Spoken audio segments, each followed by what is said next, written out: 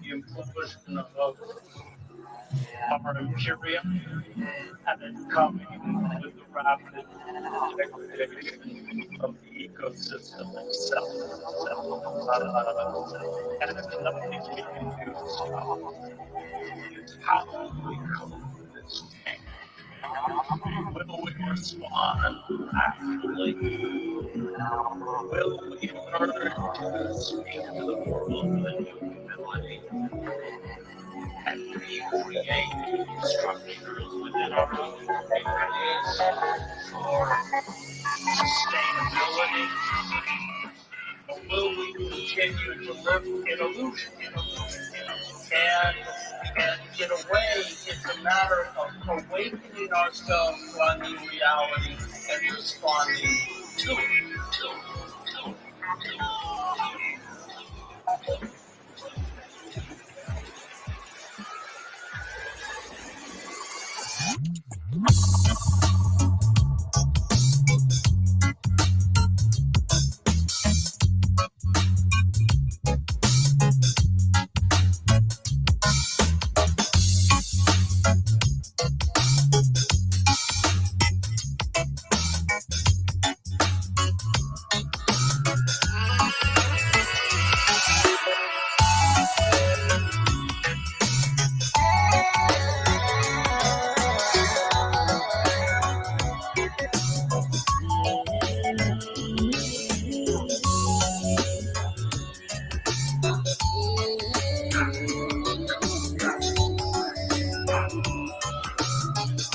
Uh-oh.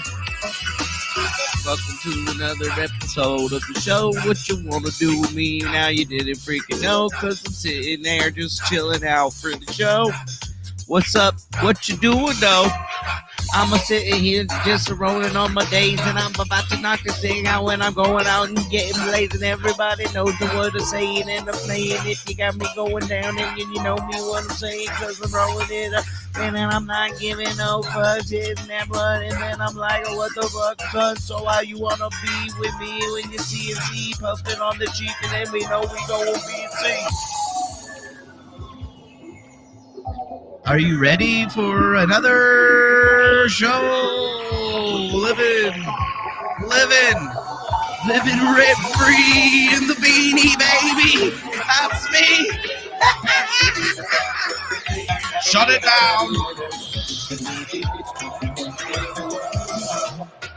The argument that I'm making is that when we evaluate tactics, strategies, actions, the question we should ask is, do they create a more horizontal distribution of power or not?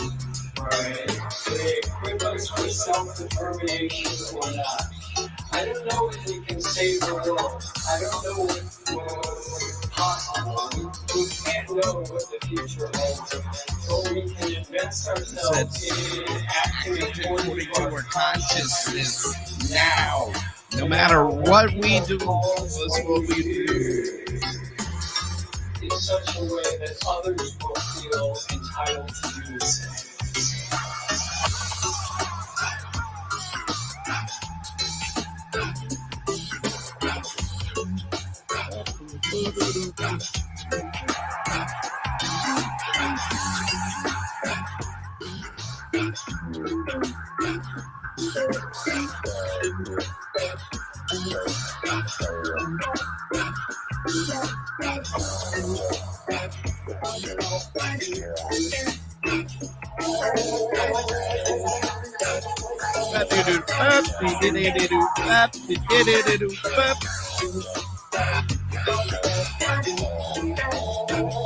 I love that song.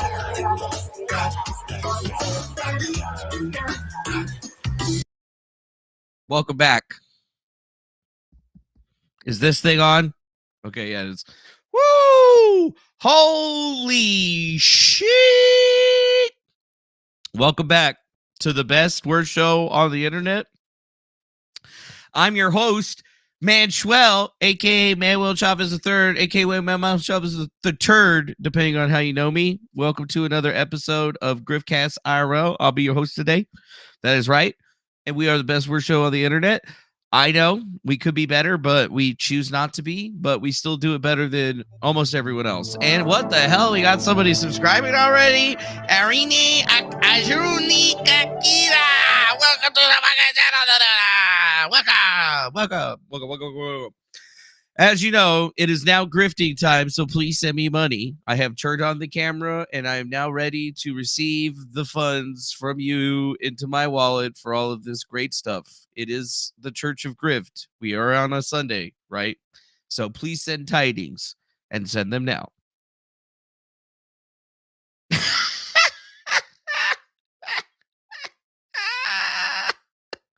Anyways, though, so like, what's going on, dudes? Anything you guys noticing today that's good for you? I mean, I know y'all were probably checking into the Just the Two Good Old Boys stream this morning. I popped in there for a second while the good old boys were talking, and I was mostly listening to them and then went back to sleep, but listening to them because I was still tired or whatever. And I mean, been working on some interesting stuff for the future, sure, but like, damn, son. There are other things to do. Like, you know, before we go through everything, we got to shout out all the people that already subbed and stuff. And we just had that Akira person that came in, but we also had Dana Matthews 618 that became a subscriber. Some dude named Dirk Bremer. This Cardawin person that subscribed. Welcome to the channel. Shane Rogadowski. Somebody named Dustin S. This other person named Justin Shane. Somebody named Jen G, whoever that be, somebody named Dash Corbett, somebody named Magic GoPro, and then somebody named Nick. And then there was donations on the other one or whatever. That was pretty nice. And then look at that. We got a super chat, dude. We just got a super chat. I love me some super chats. That's what this show's all about. Super chats, we love those things. But yes, here's $2 for you today, says Kyle Knight. What's on the menu? Well, what's on the menu today is some interesting stuff, I might add. Yeah. We got to talk about the UFOs. We got to talk about this Eliza Blue thing a little bit. We got to talk about, like, a lot of things, actually. We got a lot of things to talk about. But we also got to thank all those new subscribers. Just because we weren't live doesn't mean that we're not going to shouty him out, right? It doesn't mean he's going to shouty him out. I mean, look at that. So many. If I was Jeremy from the cornering, I'd never be able to get anything done. Never. I would never be everything to get done. Never be able to get anything done. Look at that. It's still going. And now we got Darkman. Welcome, Darkman. Thanks for subscribing. Now send us money. Woo! All right, I think that's everybody. So, yes, thank you to all those people that subscribed. And thank you again to Kyle Knight for throwing $1.99 at us. And now we can finally start actually getting into the show a little bit, at least until somebody interrupts me with the super chats. Because, as always, it doesn't matter what we're talking about here. Who the fuck's talking? If somebody sends in a super chat, we break everything to read that shit. Because that's what the show's all about. 100% about the money, 20% about the news, 80% me being a jackass. So let's get it done. And I know that's 200%, and that's just because we give that extra 100% for you. That's why. That's exactly why. Okay? And if you didn't get that, well, hopefully now you're getting that. Okay? Because if you didn't get it before, it should be abundantly clear to you now exactly what this show is about. We do not pull any punches here. We are extremely transparent about our grift, and you should, understand that, or whatever. Yes, or whatever. And I mean, there's people out there that understand how this show is supposed to work, like Spicy Spartan. Spicy Spartan already threw in a super chat. He threw in $20 of that Canadian funny maple syrup money. And guess what? We'll accept that too. We don't give no shits about whatever currencies you got. It all spends the same in my bank account. So we definitely appreciate you, Senor Spicy Spartan, for your fantastic donation and support of the GriftCast IRL stream, because without you sending us money, we could not have a GriftCast. And yes, I know that's funny, but at the same time, this is what the show's all about. And if it annoys you, well, be prepared to be very fucking annoyed, okay? You're going to be very fucking annoyed. There's going to be some shit that you're going to have to deal with. So let's take a look. Let's just take a look. So, wow, looking at the Streamlabs, what do I have up today? Yes, journalism's asking for an interview, quote. I say, read all 3 articles. That's the quote. Publish it. Oh boy. Seems like somebody's doing something there. And Jesus Christ, we got another one from Joel the Dude. $2 for QAnon and Gangstalker Fund. Corrupt them. And thanks, man. We appreciate that. Donation to the QAnon Gangstalker Fund. We will definitely use your money to buy me delicious chickens and other types of items for me to imbibe, and also my little tiny puppy. Thank you very much. So, imagine coming at the world thinking that you're just the baddest mother sucker that ever lived, like Eliza Blue, and telling journalists and shit to read all 3 articles and stuff. Yeah, dude, definitely read all 3 articles. She was extremely proud of part 3 of the Eliza Blue perpetual trauma machine situation. And thanks to Roxanne Wins for becoming a subscriber to the channel. Welcome to the GriftCast, and make sure you get your wallet out and start sending us some money. Thank you very much. Thank you very much. Anyways, Cashman and Eliza Blue, the perpetual motion machine, was a very, very top standing article. She got a lot of play on that one, but unfortunately, now when you go to that link right there, the article is technically still up, but it now says, due to the fact that the gonzo journalism style of the series is misperceived by the readers, the series in its entirety has been removed. We apologize for any inconvenience. What? Yeah, I kind of think that there might be something a little bit there. So does that mean that not only is the third part down, but now the other 2 parts are down? Damn. Isn't that a spicy little fucking meatball for you to go on, take out and stick in your pipe and smoke? Yeah, but the articles are technically still up. Like the pages on the WordPress site exist, but yes, the entirety of the Eliza Blue narrative, the perpetual trauma machine, as it were, has been removed in its entirety, no longer to be seen by the eyeballs of you, me, or anybody else in the world. That's what's happening now. So, yeah.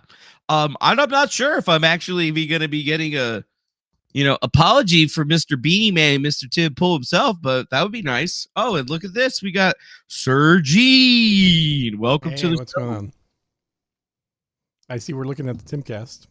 Well, we're just looking at the deleted articles now. Oh. All 3 of them have been removed. I neglected to make PDFs of those. Yeah, but don't worry, they're archived. Good. I mean, on archive, they're on the way back machine. See, like, yeah. So you think Cashman's rewriting all 3? Yeah, I think he might be rereading all 3. All I know is that I went through and I checked for like actual caches of the URLs, and there's more than enough to signify whatever. But yeah, from what I understand, he's not gonna be rewriting all 3. Actually, I don't think he's actually gonna be writing anything else on that. According to my sources on the inside, they removed all 3 because he basically doesn't seem to believe my story of things. He was like, no, this guy was behind the company. It's real. I can't believe what he's saying after all I've seen. So it seems that he didn't want to update the story. He didn't want to update part 3. So they just took all of it down. Interesting. Yeah, they're just like, yeah, you know what? We're just going to take the whole fucking thing down because it obviously wasn't well received. And with what Tim was doing in his little situation over there with Beanie in Beanie Central, it seems that, they had some bigger issues. And, some people are putting some stuff out there to me in the past about like some of the people. And I just wanted to point this out here. So let me play this little clip here for real quick. Well, you were talking about having Cassandra Fairbanks do fact-checking, though. That's a little... I wasn't talking about having Cassandra do fact-checking. Okay. No, I'm friends with Cassandra, but... Pretty sure you were. No, Cassandra's... I like Cassandra. I think she's great. I think she's partisan. and I want to hire actual journalists and be like, go do journalism. Well, you're Yeah, he wanted to. Tim Pool wanted to hire journalists, and yeah, it's Cassandra that runs the website. It's Cassandra is the one basically that removed it from the website, and she told me this morning just to make sure that people were aware. So, like, I haven't heard from Shane and I haven't heard from Tim Pool on any of this stuff, but I have heard from the person that runs the website, and yeah, they took it down. Well, I'm curious now if somebody paid Shane to put that together and Tim's not aware of it. Maybe. I mean, no, Shane, he paid Shane to put it together. Kind of went through as a love letter to Eliza, and I wonder if her dad had anything to do with it. I don't know, but it'd be interesting to find out. Yeah, I think it would be probably pretty interesting to find out. I don't know how her dad seemed to have fixed every problem she's ever had in her whole life with money and connections. So why not fix this problem too? Just another one. Just another little hiccup.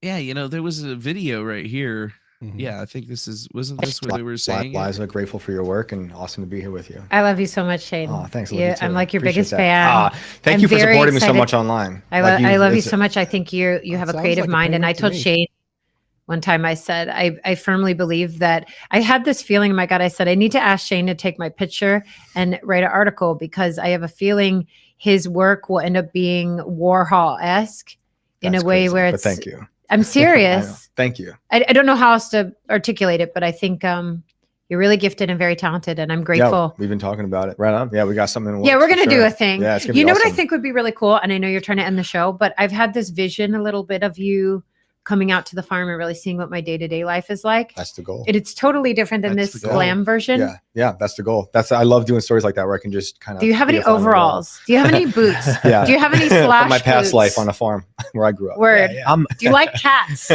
I've got two. Okay. I'm excited. And you can bring your wife. Perfect. Yeah, it'd be great. I was excited to hear from. Just FYI. Like that wasn't a.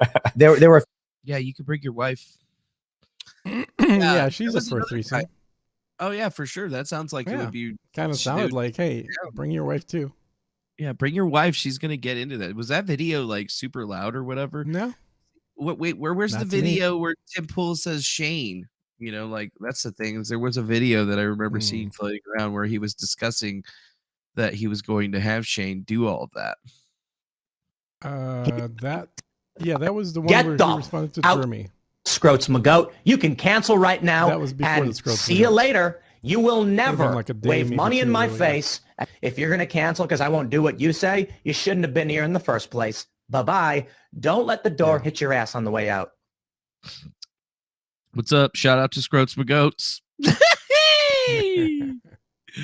Oh man, you know, I wish I could find that little like clip of the video where they were talking about it. I remember having it, but it's probably in Discord somewhere where I can't even find it. It's probably in Discord somewhere where I can't even find it. But that does make me feel kind of, you know, at least a little bit wondering about what's happening here. Because it sounds like there's a lot going on in the Tim Pool house. I even hear that there's other whistleblowers that are coming forward. Oh, no. In the situation. Really? Yeah, dude. We got to get on the level of Scroats McGroats and Mr. Dick and Balls, bro. Because this definitely feels like Tim Pool is losing it. And I don't know. Am I like his mini-me now? That was awesome, dude. I love that. Yeah, dude. Look, that's a pretty good Tim Pool face right there, right? Uh-huh. It's the hard knock. Yeah, a little creepy. Somebody did that reface app. That's what that shit hilarious. is. There's the meltdown. Me trying to explain Austrian economics to Tim Pool. Yeah, I don't care about that. Andrew Tate, devastating message to Tim Pool. Whoa, what's this? What? We write more tweets and let's hope Tim Pool, Mr. fucking conservative. My glasses. They win. I hope they don't win. I thought you were a leader of conservatism. Who the fuck? Ben Shapiro. This dude. Fucking pussies. They're all pussies. This is why the conservative lose. Listen. No. Every single fucking. That's funny. Wow. Did he really like own him, Tim Pool, right there, though? I can't believe he said Ben Shapiro was that short. Jimbo says, so many came here to spread hate, not realizing. Oh, this is that whole video with Scroats. Yeah, that's the whole video with Scroats. See, I want that clip, dude. I want that fucking clip, but I can't find it. I can't find it. That clip is definitely in one of Jeremy's videos, but I don't know. Maybe Tevin took it down. Yeah, maybe he did. I don't know. Let's see. Do you think Jeremy took that video down? I highly doubt that he would have. I don't think he would have taken it down. Dude, that one that he was in with all those chicks or whatever, he's messaging me on Twitter right now. Took that down. The quarter and slid into my DMs. Oh my God. Yeah, so now I feel like a super hot girl now. Your panties are all wet. Yeah, I'm wet. Papa Grifter coming in the scene. What is this? Beta Fast Chippa? $2 for the super chat? Grifts for the Grift God. I wave my money in your face, and I gratefully accept the air of the money waving in my face, and then I snatch that shit out of your hand like I don't have any money. Ka-tow! Thank you. Exactly like that, okay? Like, you know, if you walked up to me in real life and you didn't throw money at me, I would honestly be like, so this guy doesn't know who I am, obviously, because, you know, like, that's how I like it. Just walk up to me, you know, just throw like $100 and ones on me or whatever, and then just walk away. I'd accept it. I would. Wait, so which one is it? Here, I don't know, dude. I have no idea which of those bazillion videos in the last week that came out is that particular one. You think so? But it's Eliza goes ballistic. Totally disgusting. What would be the title of that? Tim Pool blames me. Ethan Klein cancel again. I have no idea, bro. I don't know, man. Somebody find it. Let us know. Yeah, find it. Let us know. Super chat it to us. Yeah, it's the one where Tim Pool basically says we'll accept it. We sent Shane to investigate the story, and Jeremy canceled. Otherwise, we'd be talking about it tomorrow. Yeah, definitely. So it is that, you know, that is one thing that we have to worry about. But that's cool. You know, I've been kind of going through and wondering what's happening with all these privacy complaints and stuff that people have been getting. Down? Well, no, everybody just got their videos removed, it seems. Yeah. And then they get like a 30-day charge to see if they're actually going to, you know, get it pulled off. But as far as it goes now, you know, now YouTube looks like, what would be the word? Assholes? Yeah, they probably look like assholes right now. That's not a new thing. Yeah, no, that's actually pretty normal for them. Yeah. Actually. I mean, I'm just super happy that, you know, it's down and we have some archives of it. And I'd love to find out who Eliza hired or her dad hired to do this work, to take down videos and tweets, and then maybe get a professional journalist to write about it. That would be a cool story. Yeah, that would be a really cool story. Yeah. I think that we're going to actually try to do journalists. Do we know any professional journalists? Who's a professional journalist? I'm trying to think. Who do we know? Like a super pro, like somebody that we've been talking to. Somebody that could like take on a job like this. I don't know. I don't know any journalists. Well, you know, hey, it's been like 2 days, man. We're how come I keep hearing myself in the background? I don't know. I don't hear it. Hello. Yeah, sometimes I do, I guess. I don't know. Yeah, she hasn't really tweeted in 2-3 days, it seems. No, their PR team is trying to figure out what to do. I wonder what Eve's Angels is up to. See if they've also been pretty quiet. Nonprofit activism. Oh yeah, dude. Yeah, dude, look at them Versace glasses, dude. Is that what that is? I used to wear Versace glasses. Never worn Versace glasses. Yeah, even Eve's Angels chick has been very quiet for the last 2 days. Last thing she said is, "I'm disappointed in you, Candace Owens." She's also been very quiet. I wonder when this girl is about to crack, because I feel like she's about to crack. I don't feel like anybody's told me any secret information or anything like that associated with this woman about to crack. What are these last few tweets? What is she saying here? Any survivor watching this, I'm here to support your journey like I was in 2013 for our girl. Don't let these bullies scare you from living and speaking the truth. You are believed. Your story is powerful and you are loved. And God, who's with me, is bigger than all. Yeah, and then she trashes on Candace, and then people with multi-million-dollar YouTube accounts are getting their lives and families threatened over this, and you think that this is just a public opinion? Are you awake yet? Who's really behind the curtain? Well, I mean, the threats to lives are all coming from Eliza, so I'm not sure who she's referring to there, other than her girl Eliza. Yeah, I don't know. This chick is the one that Jeremy's lost got to a her. multi-million-dollar account. Tim's got a multi-million-dollar YouTube account. Is it a multi-million-dollar YouTube? I guess, over like the year for sure. But like, not me. She can't be talking about me. No, not you. No. Okay, good. As long as she's not talking about me. She's got a multi-million-dollar account. I don't know. No. Yeah. I'm gonna put some tunes on. Got some tunage. Just a little light tunage in the background. Yeah, I'm kind of wondering. Yeah, I heard it through the grapevine that your mother would be mine.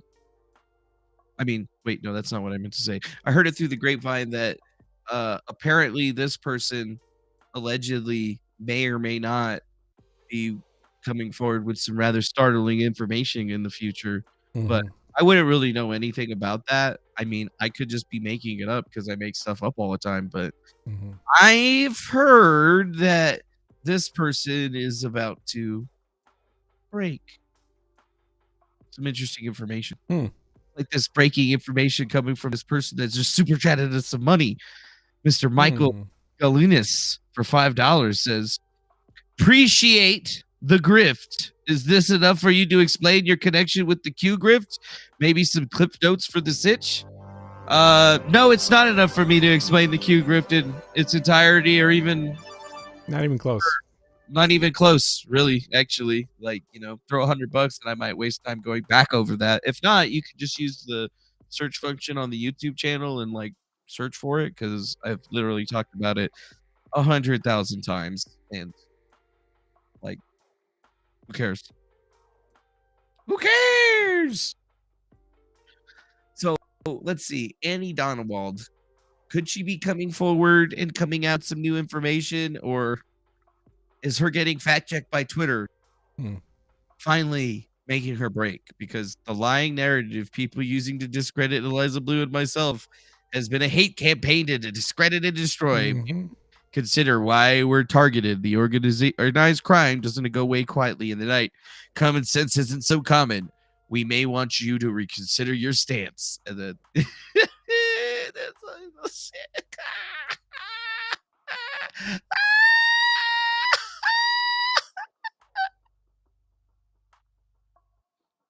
Helpful. Yeah. Very helpful. What is this? Case text, Donald versus Donald. Kathleen Donald, Robert Donald, and Robert Donald versus Ann Donald, because she was saying that she was running a parent suitor. Eve's. Oh yeah. Eve's Angels nonprofit suitor for $33,000 plus $10,000 in attorney fees for a total of $50,000. The same Annie Donald that later on did a GoFundMe for a $50,000 fix to her roof. So I guess there's something to it. All right, there could be something to it. Got a nice little comment here about the Timcast story. Guys, it's not bad reporting. It's just gonzo journalism, clearly, which we didn't understand. Let's see. Where did you find that? Right here. Chrissy Mayer. Guys, it's not gonzo journalism. It's just something completely different. Completely. I'm gonna retweet that one. Whoa, dude. I was just like an hour ago. Happy birthday to the beautiful and delightfully triggering Brittany Venti. Look, she's Tifa from Final Fantasy VII. Is that what it is? Yeah, I don't know what she's wearing, but that dress looks very familiar for some reason. Wearing a dress. Yeah. Yeah, I've seen that dress somewhere before, but I can't. Wow, dude, look at all of them at InfoWars. They got Nerd Roddick and Brittany Venti and Chrissy Mayer, and I don't know who this dude is, but that's Leela Hart. I know that because she's usually the shortest one. Yeah, she's super short. So like super short, ultra super short, and then Brittany's usually quite a bit taller than Mayer. Yeah, but she's still not as tall as what's it called? This guy, the Nerd Roddick dude. I can't remember what his name is. So yeah, but I watch his show all the time. Mostly Yeah. the videos though, like the Nerdcast. live streams. Or Noobcast. What the hell is it called? Like I'll put like sometimes when I'm Neurotic, driving yeah. DoorDash, I'll put on the live streams and listen to it for a couple hours. Mm. Oh, there's your Gonzo journalism tweet. Mhm. Yeah, I might as well give that a little retweet ski. Yeah, we might as well give that a little retweeter. So that's kind of fun, right? You know, we figured some stuff out here. We got a sub. Yeah, looks like we got a subscription. Anna 96727 just subscribed. Welcome to the channel. Nice. Now get your credit card out and start sending us money. Sorry. Exactly. That's what we're supposed to say, right? Like, Totally. is that PC for There us we to go. say? What? Yeah. Is that Yeah, that's PC for us to say? That's PC. There we go. So now it's like Yeah, exactly. yours is above you, mine's above you. Twitters. So we can just sit here and look at Twitter and be like, "What's up, guys?" Well, here I can switch mine. You away remember from this that, though. photo? This oldie but goodie. Oh yeah, the guys that work for the Mhm. military that Yeah. were dressing up like dogs. Like dogs, yeah. So Blair White says, "Man, I wonder why China feels so comfortable flying shit in our airspace." Yeah, they're like, yeah, well, they just got all these Uh-huh. pussy dog guys. Yeah, just wait till those dog guys start getting, we get into a fight with those Chinese. What are those dog guys going to be doing? Yeah, they don't know how to fly. They can barely see out of those masks. Hey, I was going to tell you, or I did tell you, I'm trying out the Opera browser. Opera? Opera. Why? So check this out. Why would could you use do that piece of CPU garbage? limiter or RAM limiter on it. So it's meant for gaming and or streaming so that your browser does not interfere with your main activity. So it's pretty cool. I like it Yeah. so far. I mean, I just downloaded like 2 hours ago, so I'll play around with it for a few days and see how it goes. See how that communist shit works for you? Yeah, why is it communist? Why are you calling it communist, dude? Because it's communist. How's it communist? It's not communist. Your mom's communist. Oh yeah? My mom's Is it- dead. That sucks, man. I'm sorry about that. But now she's in heaven with Jesus and the rest of With the the not communists? communists. Not communists. Let's see, what does this quartering say? If you're pissed about the Super Bowl playing the Black National Anthem, then I better not see you tweeting about the game. Tune out. Wait, where's the? That's the Super Bowl's happening today. Are you serious? Happening? I don't even know these things. I thought it was the World Soccer Series or something. Yeah, I don't even know about any of that shit though, dude. Look at that. That's a good. This is a good look. This is a good feeling right here. When you go into your when you go onto your shit, and then you got Griff Big Daddy, quartering. Yeah. motherfucking Griff Daddy's following you, dude. Yeah, it's pretty cool. I dig it. A great feeling. I wouldn't know about it, but I dig it. It's a great feeling. Mm-hmm. It just feels great. Took a while though, didn't it? What is going on with this? What is going on? These vapid women will do nothing to be famous. Losers are applied on modern women. Funny thing is they're propped up mostly by women. Wow, we got a $1 super chat with no message from Joel the dude. I didn't realize you could go down to that. I thought it was $1.99 was the lowest. Oh, and look at that. We got a follower, DH1776T, following over on the Twitch. That's a Twitch follower right there. That's a Twitch follower right there. That's for sure. So yeah, that's a little weird right there. Why is her hand so stretched out? Because somebody made her skinnier than she actually is. Oh yeah, mud puppies. What's on your mind for videos today? Oh, there's that Super Bowl thing. So wait, the Super Bowl is happening today. When does that start? I think Nathan actually said something to me about the Well, Super Bowl is Sunday, so it should start on Sunday probably. Hey, Wally Sal. Thanks, Wally Sal, for the Shekarinos.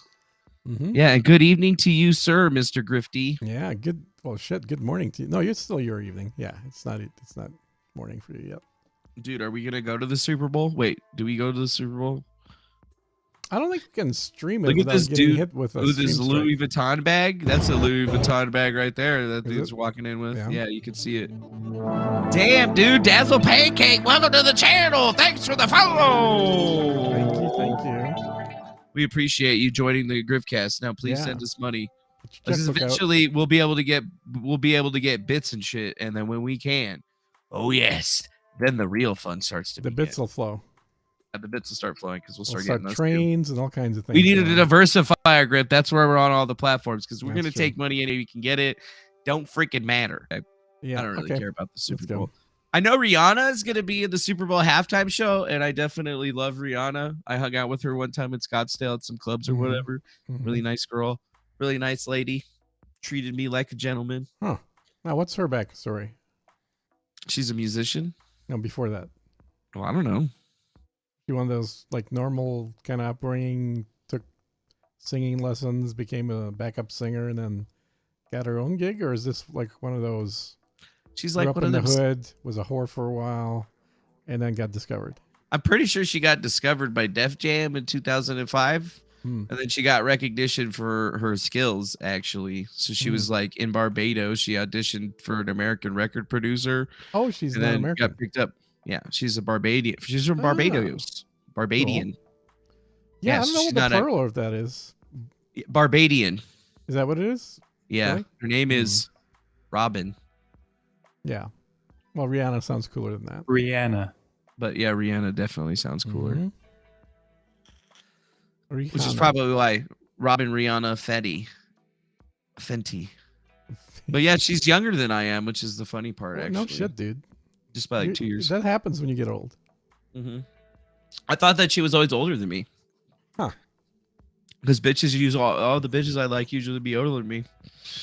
Really? But I don't mean bitches in like a negative connotation or whatever. I Yeah. just mean I say it to be funny. But yeah, it says that she formed a musical group with two of her classmates in the home country of Barbados, and they kind of just were like their own version of Destiny's Child.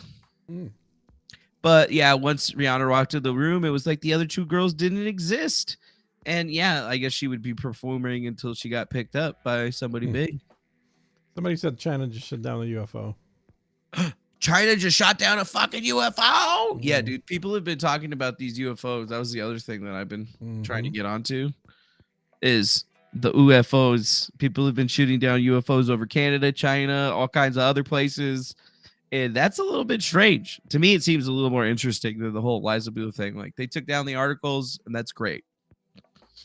I could give a fuck outside of that. Yep. Because it's not like I'm, unless I start grifting shitloads of money off you guys, it's not like we're going to be able to afford to sue anyway.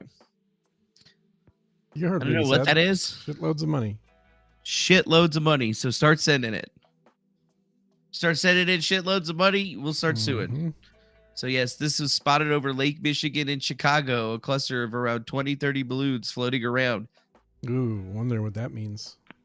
Yeah, I don't know what it means, but Lake Michigan is one of the spots where they were saying that tons of balloons and other objects were floating around. I think Raw Alerts has probably been the one that's been on this up close and personal with all of it, but they're also running stuff about the Super Bowl. But yeah, they said an F-16 shot down an object over Lake Huron. The object was octagon shaped and it was flying at an altitude of 20,000 feet, posing a threat to civil air traffic, which is correct because pretty much anywhere from 10,000 feet to 30,000 feet is where the civil stuff usually flies. And there was actually somebody talking about that right there. NORCOM flight confirms an object has been spotted near Lake Michigan and they were scrambling jets to the scene. So yeah, here it is, the presser that they did. So I can confirm that the Department of Defense was tracking a high altitude object over Alaska airspace in the last 24 hours. The object was flying at an altitude of 40,000 feet and posed a reasonable threat to the safety of civilian. I don't know what they got. Threat? I don't know what that means. Dude, Spurg 83, Spurg 83, thanks for the follow. Welcome to the GriftCast. Now please send us money. Flight. Out of an abundance of caution and at the recommendation of the Pentagon, President Biden ordered the military to down the object. And they did. And it came inside our territorial waters. Those waters right now are frozen, but inside territorial airspace and over territorial waters. Fighter aircraft assigned to U.S. Northern Command took down the object within the last hour. So I can confirm that the Department of Defense was tracking a high altitude object over Alaska. Yeah. UFO sized object that definitely they would have said it was a balloon if it was a balloon, right? Yeah. But it was a car sized UFO over Alaska. So yeah, them aliens. Where? Right there. I don't see no picture. Right there. Yeah, that looks nothing like it. It's totally. It's octagonal. That's not exactly what we're looking at. Uh-huh. That's Winnie the Pooh. That's a meme. I'm not sure that's try to be serious. Try to be serious here. We're trying. We're dealing with aliens here. Yeah, this aliens is serious like business. some humor. They like humor. I don't know, man. They're probably gonna like eat us or something like that. I don't know. Welcome, Super Spar 01 to the channel. Now send us money, you son of a beep. Sorry. Wow. What is this right here? For those who don't know what an octagon is, so yeah, that's what it looked like, an octagon. Yeah, I've never seen something flying that high that was shaped like an octagon that was man-made. I can go fly this high. Hey Siri, release the Alien Invasion. Did anybody call Alien Invasion for March?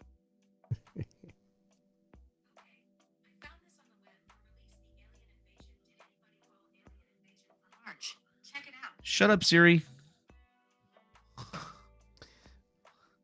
If you enjoyed 9/11 and CO, you'll love what's coming next. Motherfucking aliens. Well, at least I got a shotgun and a shitload of slugs, so I'll be able to take out some of them aliens before I die. That'll take the aliens out for sure. What? I was actually. You don't think that a shotgun with some slug would do damage? I'll do some damage. That'll do some damage for sure. Not as much as yodel music. Like Mars Attacks or whatever. That's the ultimate way to take them out.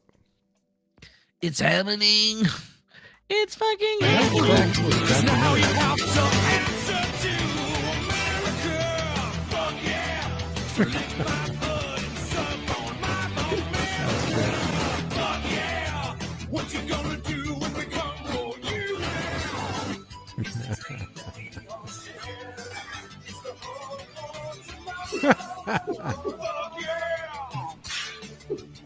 Jesus Christ.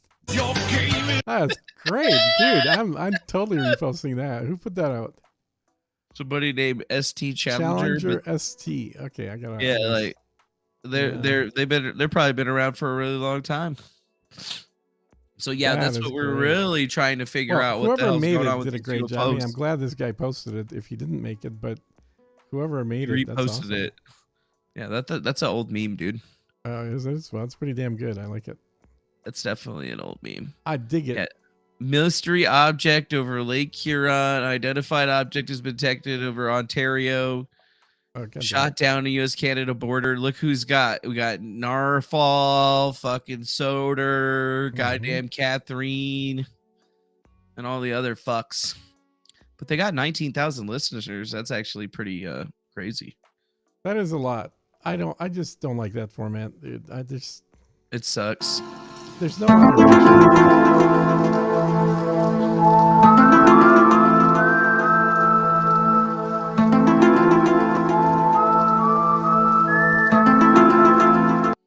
Wow, that's pretty good.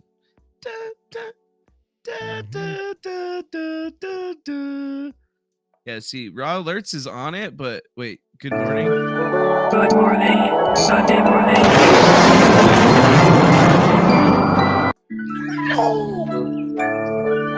Good morning. Sunday morning.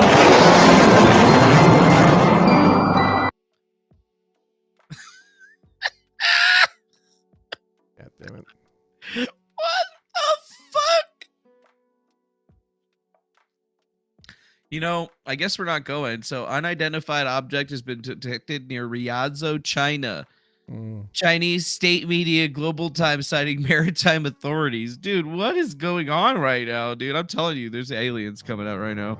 Daniel Bedlinger, $9.99 through Super Chat. 99 nights of air ride, super high-tech jet fighters. Everyone's a superhero. Everyone's Kirk with orders to identify, to clarify, and classify. Scrambling summer sky, 99 red balloons go by. Thank you, Daniel. Thanks, Daniel, for that 99 through Super Chat and your weird message. We appreciate it. We like weird messages. Thanks for understanding how this operation operates. Right. We just do some stuff until you give us money. China UFO. That video doesn't show much. I watched that last night. Hey, that's not normal. No, what is that? What are those little things? What? Hey, it's firing up again. Bro, what is that? What the fuck? Do you see that? What the fuck? Dude, I have the chills right now. That's crazy. Do you see that shit? Yeah, it looks like balloon. Dude, it fucking went in a circle. Yeah, I don't know about that. Look, look at the movement. Yeah. Looks like fucking. You see that? It's like. Yeah, I don't know. Looks like a balloon to me, but okay. I've never seen a balloon make that maneuver, motherfucker. Yeah. Okay. Nothing to see.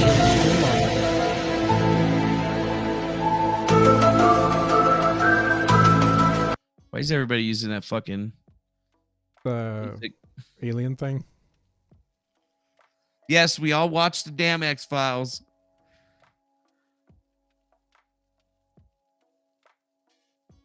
What is that? A blur. What is that, dude? Oh, that's the crashed alien spaceship. What the fuck is that? It looks like a turd. That can't be real. Oh, that's Global totally real. Times. UFO sighting in China. That's fake.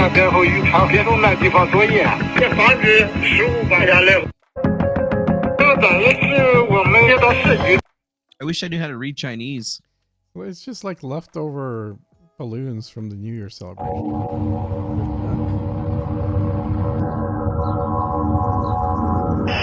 Rank 1, blast 1. Could we have shot down an extraterrestrial craft? No. Footage of the UFO shot down over Alaska. Yes, I think it was the ghost of Kiev that shot down. Rank 1. Is that the ghosty Kiev right there? Looks like it. Yeah. Dude, did somebody just ask in the chat what an X-File was? Are you kidding me? Somebody's young. You must be like 13 or something. Yeah, what's like an that. X-File? See, you go to Google and then you type in X-File and then you go to this right here and it was a TV show. Music.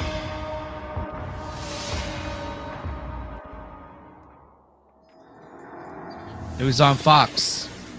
Yeah, it had some good episodes. It was on Fox. Yeah. Mm-hmm. That's for the movie, it looks like. But yeah, same Yeah. basic deal. Yeah, dude. Same X-Files. basic idea. Dana Scully, Fox Mulder, investigating the strange and unaffected. That was a good show, man. Dana Scully, bro. Yeah, you know what? She actually stayed hot for a long time.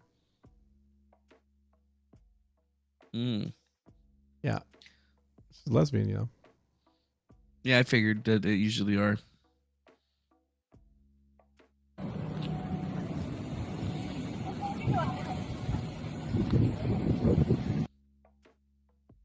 Wow, dude, Keemstar's getting in on the action. Of course he is.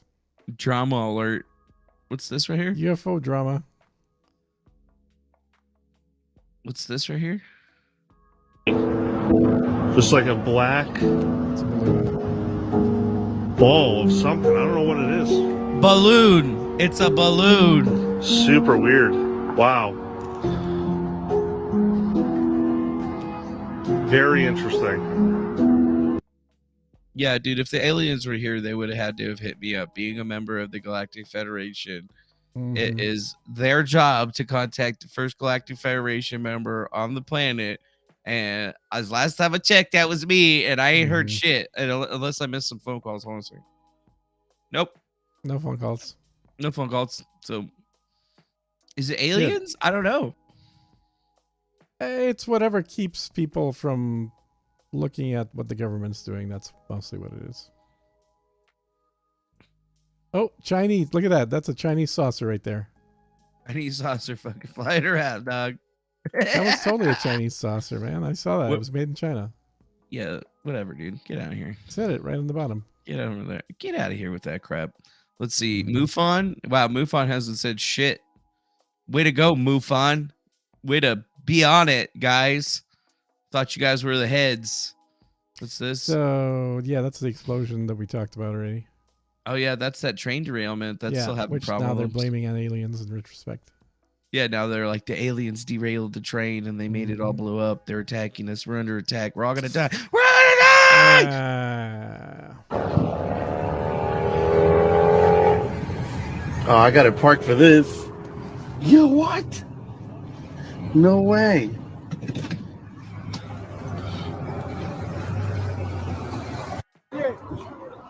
What is that? Yo, look at that. The weather balloon. Humans, get on our ships. You're all about to die.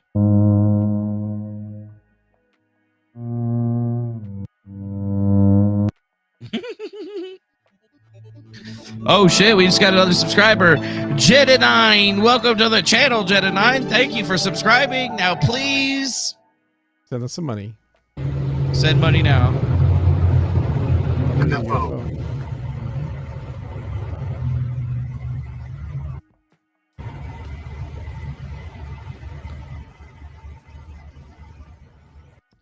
Lead truck.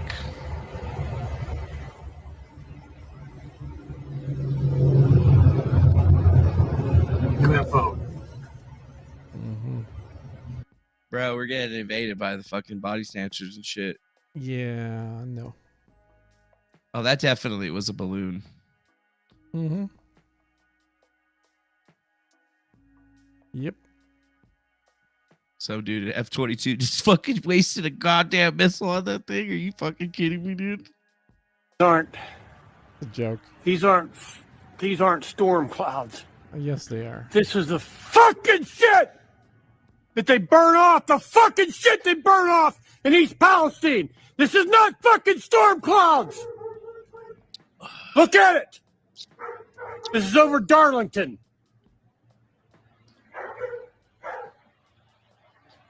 For me. That guy seems pissed. Why you did A it. little bit. Yeah, they're saying that people are dying because of that shit, or gonna be dying. Might be. Hey. Yeah, I'm the guy on the right for sure. Hey, I got a lot going on lately. Sorry. It doesn't even matter to me anymore. Oh, aliens are real? Fuck it. Whatever. Who cares? No, Don't care. Wow, what is this? That was the...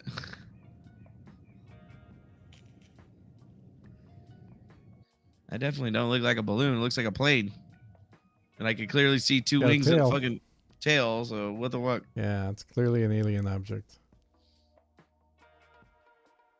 Seen that Is one? this a UFO? What's this right here? All the same shit, man. All the same shit.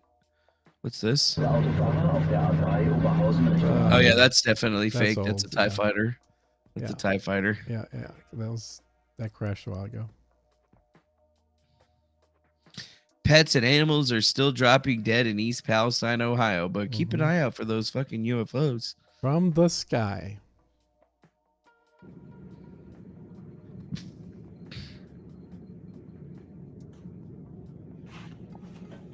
Yeah, dude, you're doing a great job with that S20 or your fucking Galaxy phone with super zoom. Fucking jackass. Yeah, and then you wonder, why is it that all the UFO videos always look like shit?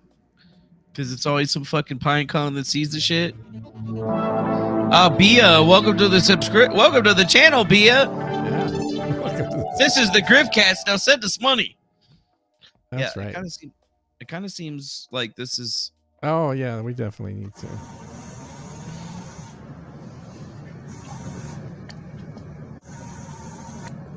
Must be using one of those Nikon P900 cameras. Oh, what's that? That's the moon. Yeah, but what's hovering over the moon? Is that like astronauts? Space shuttle or something? I don't know. Maybe they're refueling on some helium-3.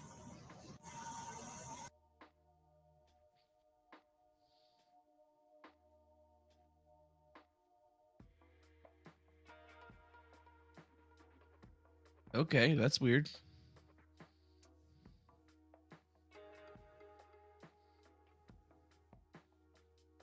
Yeah, that seems a little weird, dude. Seems a little weird, dog. A little bit. Yeah, but there hasn't been that many UFO videos that have been posted to really show us what's actually happening. We just get the same kind of videos over and over and over again. Fake videos, real videos, but who knows what's happening with this thing. Let's just go look at Lake Huron, Department of Defense.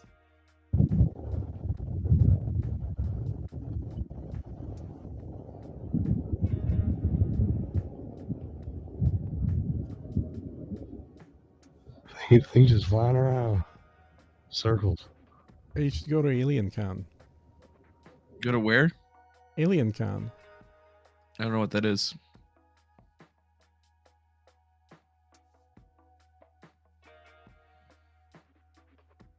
Uh-oh, we got another super chat right here. Super chat. From Jenny, 2 Great British Pounds. Next, Eliza Griff finds crop circles on her farm. Oh, that would be a pretty good grift. Yeah, that would be good. That would be a pretty good grift right there. That would be a pretty good grift. They're directly communicating with her.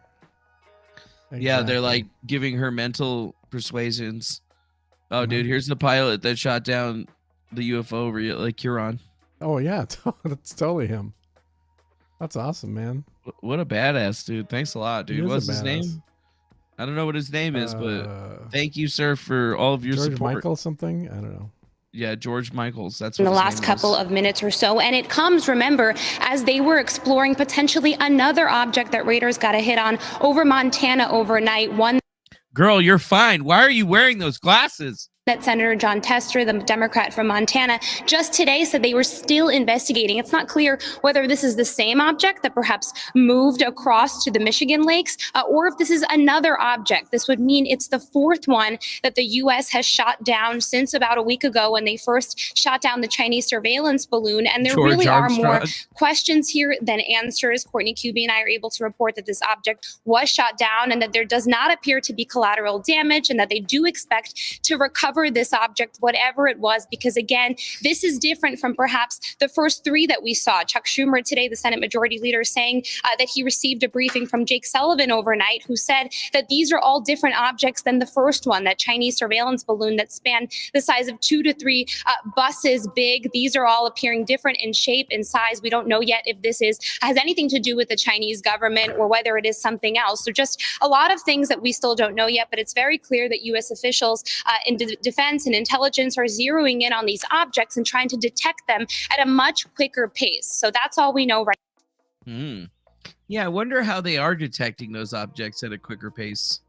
Because they haven't bothered detecting him in the past? Yeah, because like all of a sudden they're able to like pinpoint wherever the fuck these things are. Are they using the space fence? I think they just removed the filter that used to be turned on. Oh, they're like, yeah, we got to make it so that it goes over smaller. Yeah, look, there's Keemstar. Explode. NORAD. Irish Civil Defense Aviation has shot down a freaking high altitude object. Well, that one looks like a balloon, though, for sure. And then they got other people just posting stuff. Well, I can tell you that I got a call from OSD about couple hours ago, thereabouts, and informed me that an F-16 using an AIM-9 missile had shot down an octagonal structure over Lake Huron. The altitude was about 20,000 feet, and at that time, I asked the question, "What's the plan for recovering the debris?" And they said they were working on it and then they would get back. But the bottom line is, they scrambled the F-16, took it out, and no damage to human life or property because it went in the water. And the water in Lake Huron this time is very, very, very, very cold. So they're going to have to use divers with special gear. What is going on? Divers with special gear, huh? Oh, they can borrow the ones that were down in Germany blowing up pipelines. Yeah, seriously, they got the best ones. So we got the AIM-9 air intercept missile, is the short-range air-to-air missile that entered service in 1956 that they used to blow it down. And oh wow, thanks a lot to JDC for the subscription. Welcome to the GriftCast. We hope you send us money now. So yes, this is actually pretty good right here. So the missile intercepts the target by maintaining a constant bearing. Usually how it works. That's pretty cool that they actually were able to use it to hit it and target it in the first place. But I guess if the balloon's big enough, they should be able to actually get something on it. But they said that it was shaped like this. And I never seen a balloon shaped like that was that big. So does that mean that it was a UFO? Well, everything is a UFO until it's not. Mom's a UFO. I'm a UFO. I see this right here. Look at that, dude. I mean, I haven't seen any like really good pictures of it. It's like nobody's got like a super good camera around these places ever. Which is weird. Because everybody seems to be really onto this struggle right now. And then they're tracking. Strangely, Canadian air and air flights both seem to be violating the air defense NOTAM that's up over Lake Huron. And remember, the NOTAM system was the thing that went down not that long ago. Remember, the FAA had a national outage for the NOTAMs? And that's the one that tells the pilots when they're in the air if they're not supposed to fly over something. So that would basically dictate that there was a problem with AirTAMs in the area if these guys were just still continuously flying in the same direction. But I mean, if it's really aliens, are these aliens that we're going to be able to take out? Yeah, that's a small balloon. I said large balloon. You know how big it was. Get out of here, dude, with that shit. Motherfucking troll. Oh, I'm the troll. Okay. All right. Yeah. You motherfucking troll. All right. There you go. No, they took the articles down about me, son. That's better. Yeah, there you go. What's that? Really, dude? The balloon. Should we throw an alien party? An alien party might be a fun thing to do right about now. Yeah, dude. Is there going to be UFOs at the Super Bowl tonight? That's what it is. The they're planning on it. Yeah, for sure. Are going to show up at the Super Bowl tonight, and they're going to take over Rihanna's set, and there's going to be Rihanna standing there with the alien, and they're going to be like, Rihanna, we love your music, Rihanna. We only came here to see your performance. Hello, fellow humans. You know, some shit like that. That'd be crazy. I'm for it, actually. Wow, what's this? Them pulling out the wreckage. Military shoots down another object over Lake Huron. But is that from today? Definitely looks like a fucking balloon. Definitely looks like a friggin' balloon. Oh, wow. That's a balloon, all right. That's pretty much a balloon. Shit. So wait, you don't think it's UFOs? You think it's just balloons? Dude, and you're gonna make a UFO memes? until it's not. Is this a UFO? That's not a UFO. We have an enemy and he is a balloon. We must take this balloon and fight it down. What's this? I want to meet me an alien baby. Why would you want to? Why would they bring their alien babies here? They're gonna fly halfway across the fucking universe, and they're gonna bring their kids. What do you want to meet a baby version for? What are you gonna do with it, dude? What the baby version eats you, and that's how they survive. What if they're aliens that the way that they reproduce is by impregnating other species with eggs, that's the and way then they reproduce. burst out of your fucking stomach. That's the only way aliens reproduce. Everybody knows that. Like the Magog. Or like the alien. Yeah, dude. Oh, what's up, Rain Lee? Welcome. Maybe that's what we're worried about, the Magog. Coming from the land of Gog and Magog.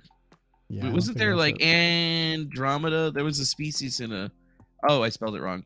Yeah, the Magog in the Commonwealth What's there? There were a species that were bipedal, furry, sentient beings that were most feared by everyone because they would take over everybody and impregnate them with them eggs, and that's how they would have children. And they were very vicious and brutal. Maybe these guys are coming for us. Maybe. Although one can hope.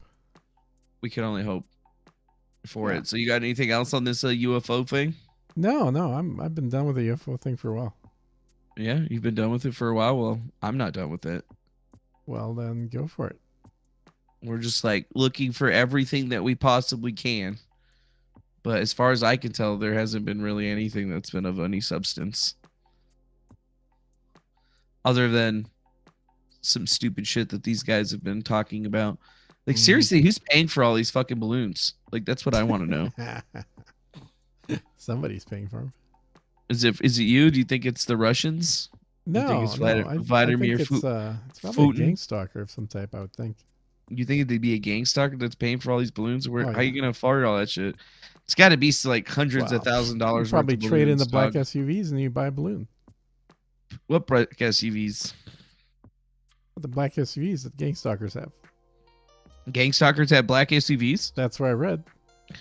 Where did you read that? I haven't seen that around. I read that on the Timcast site. You read that on Timcast? Like here? Yeah, right there. Oh, okay. Oh, yeah. I see gang stalker runs in circles that have been controlling of hundreds of thousands bogus Twitter accounts, buying back SUVs and parking outside of people's home to intimidate. Yeah. I mean, there's nothing like an SUV parked outside your house to be intimidated by. Yeah, but I've never had to really worried about any of that shit. Thanks, Kiriana Patrick, for becoming a member of the show, subscriber. Welcome. Yeah, the subs please are send pouring money. in, man. That's awesome. Yeah, I don't know where they're all coming from. Probably real? some other channels, I would think. I guess all these people are watching us on other things. They're like, we finally found the gang stalker. The gang stalker, exactly. Yeah, the only It's person right I'm here. gang stalking is Rihanna. Ooh, be careful saying that. What? I don't believe you meant to say that you're not gang stalking Rihanna, is what you said. Yeah, no, definitely not gang stalking Rihanna. No. Nope, just looking at pictures. Uh-huh. Oh, she's so pretty. From Barbados. I mean, she's all right. What? She's all right? Not, like, beautiful. Bite your tongue. Bite your tongue. Well, you don't think she's beautiful? Who do you think's beautiful? $3 donation. Look at that. From Grifty. Grifty says, hands down, the sign of the horns with sprinkles around. Yeah, he must have done like sparkles around. He must have done a super sticker. That's what that is. It's a super sticker. Oh. Yeah, dude, I'm trafficking Rihanna right now. Yeah, you be careful, man. I'm trafficking them. I'm trafficking Rihanna's photos right now. Yep, that's right. Rihanna, take your panties off. You see that movie? No. I think it's called This Is the End. This is the end is what it's called. Yeah. Thanks a lot, Grifty, for the $3 through the super chats, my friend. Yeah, Jerry Ryan's all right. I don't mind Jerry Ryan. I mean, back in the day, not today, obviously, but back in the day. Just but back she in the day, wasn't though? like she was hot for Star Trek. She wasn't like hot universally, though. She was hot for Star Trek, but not universally. Yeah, Really? I think so. Really, Jerry dude? Ryan. Really, dude? What do you think? Betting $5 on a UFO is at reveal at halftime. Of course, they're gonna do it. They need to. You think so? If they don't do it, who's if doing Rihanna doesn't come out in a UFO, they've lost. She's coming out dressed like an alien or some shit. Yeah, she better. So wait, This you whole say thing is a Jerry Ryan's marketing not- campaign for the Super Bowl. That's all it is. So you're saying this Jerry Ryan? Yeah, but back when she was young. Not now though. You don't think she's fine now? No. No. Oh, she's older than you are right now. You think so? Yeah. I don't think that she's fine though. Yeah, I get it, dude. You like them young. I like them at when they don't have wrinkles. Oh, young. Not young, just When they don't have she's wrinkles. not bad in that photo.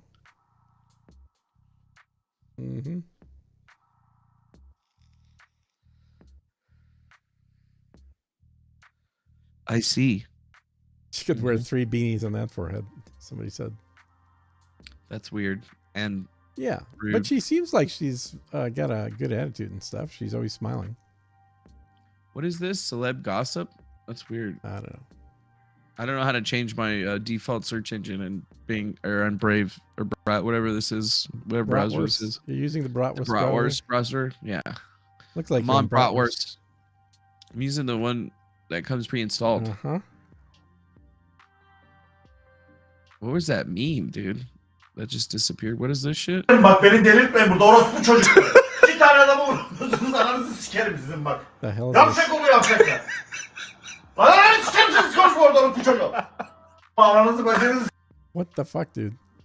I don't know, dude. Somebody What? just posted that under UFO. Fuck you, China. Is that a dildo? Hi, I don't know if you guys would be interested, but there's a big old white balloon floating over West Omaha right now. Looks That's like how a it weather works. balloon. News stories popping up. Yeah, Dildo what news balloon. stories? Dildo balloon. So, Joe Biden wants to be the first president to start war with Russia, China, and space aliens. At the That's same pretty time. dope. At the same time. That'd be awesome. I'm up for that. Yeah, dude. You heard my predictions this morning. What were your predictions this morning? Nukes I within don't a year. remember. You think nukes within a year? Yep. That's a pretty fucking grave prediction there, son. I don't know. Statistically accurate prediction.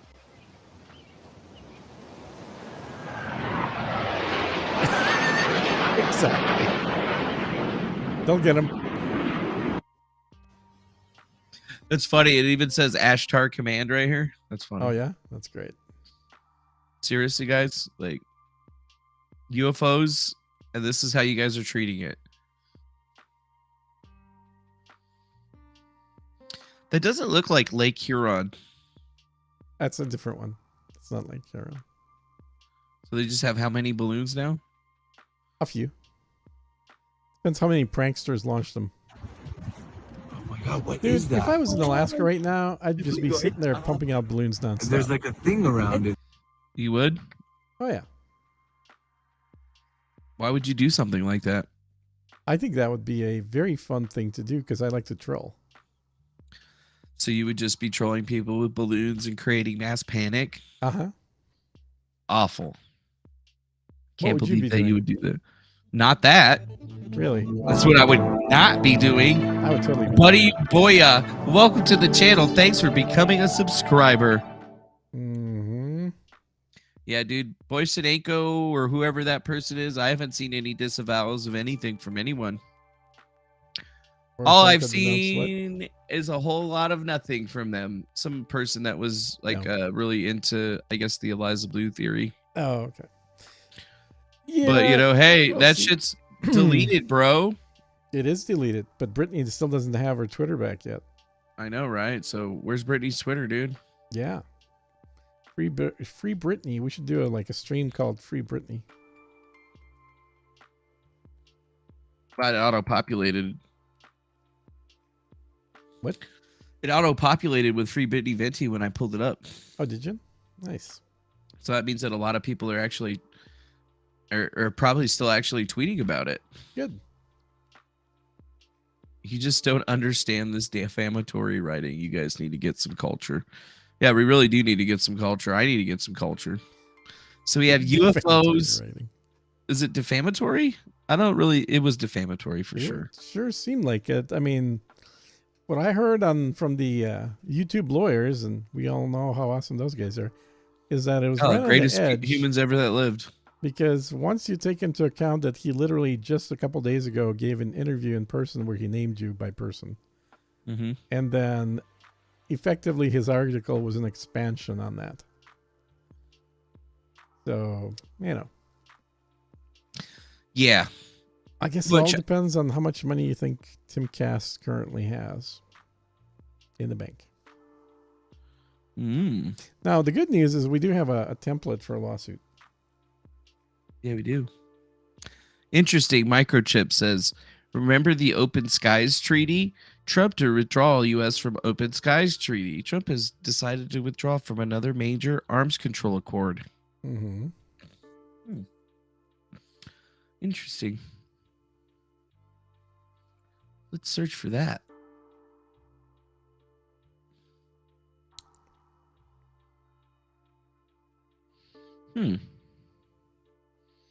NATO countries, governments of Canada and Hungary.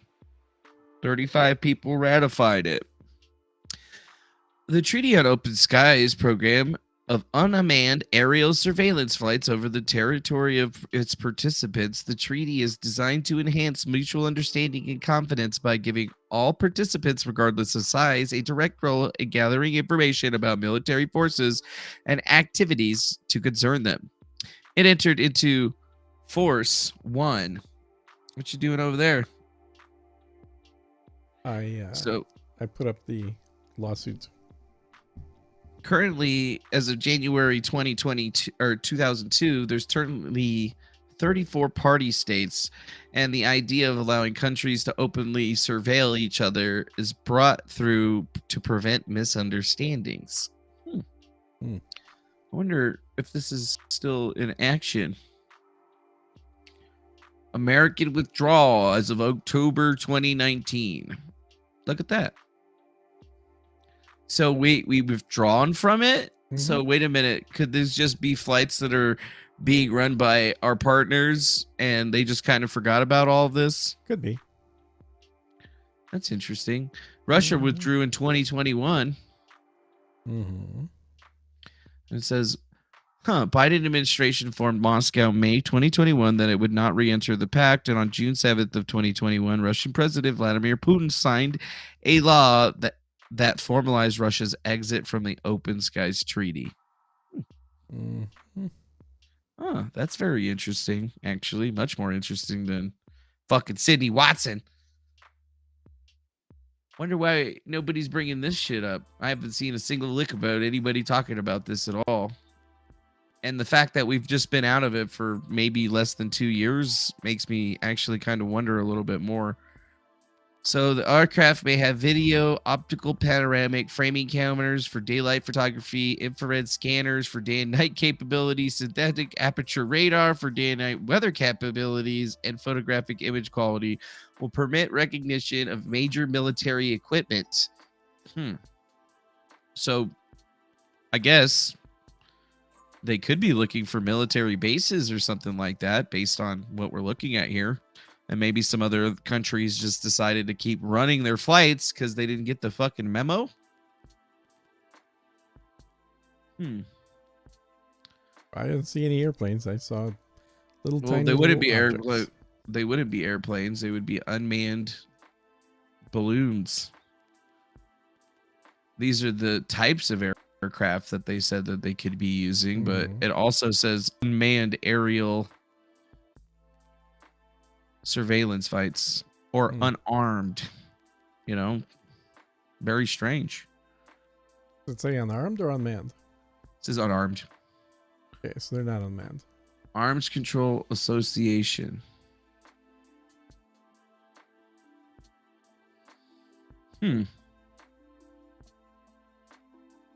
That's very interesting to me.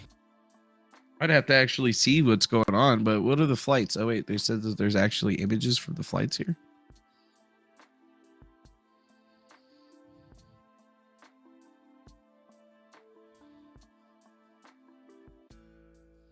So it looks like big planes. Weird. Very, very, very weird. So now what are you trying to pull up? This thing that we already talked about yesterday? Well, I don't know what you talked about, but I didn't talk about we talked to Shitload about that shit yesterday. Well, I mean, we heard from Farron about it yesterday, I should say. Yeah, we did hear from Farron. You're right. But I pretty much spoke my piece on it. I was just like, yeah, I could give a fuck. Okay. It sounds like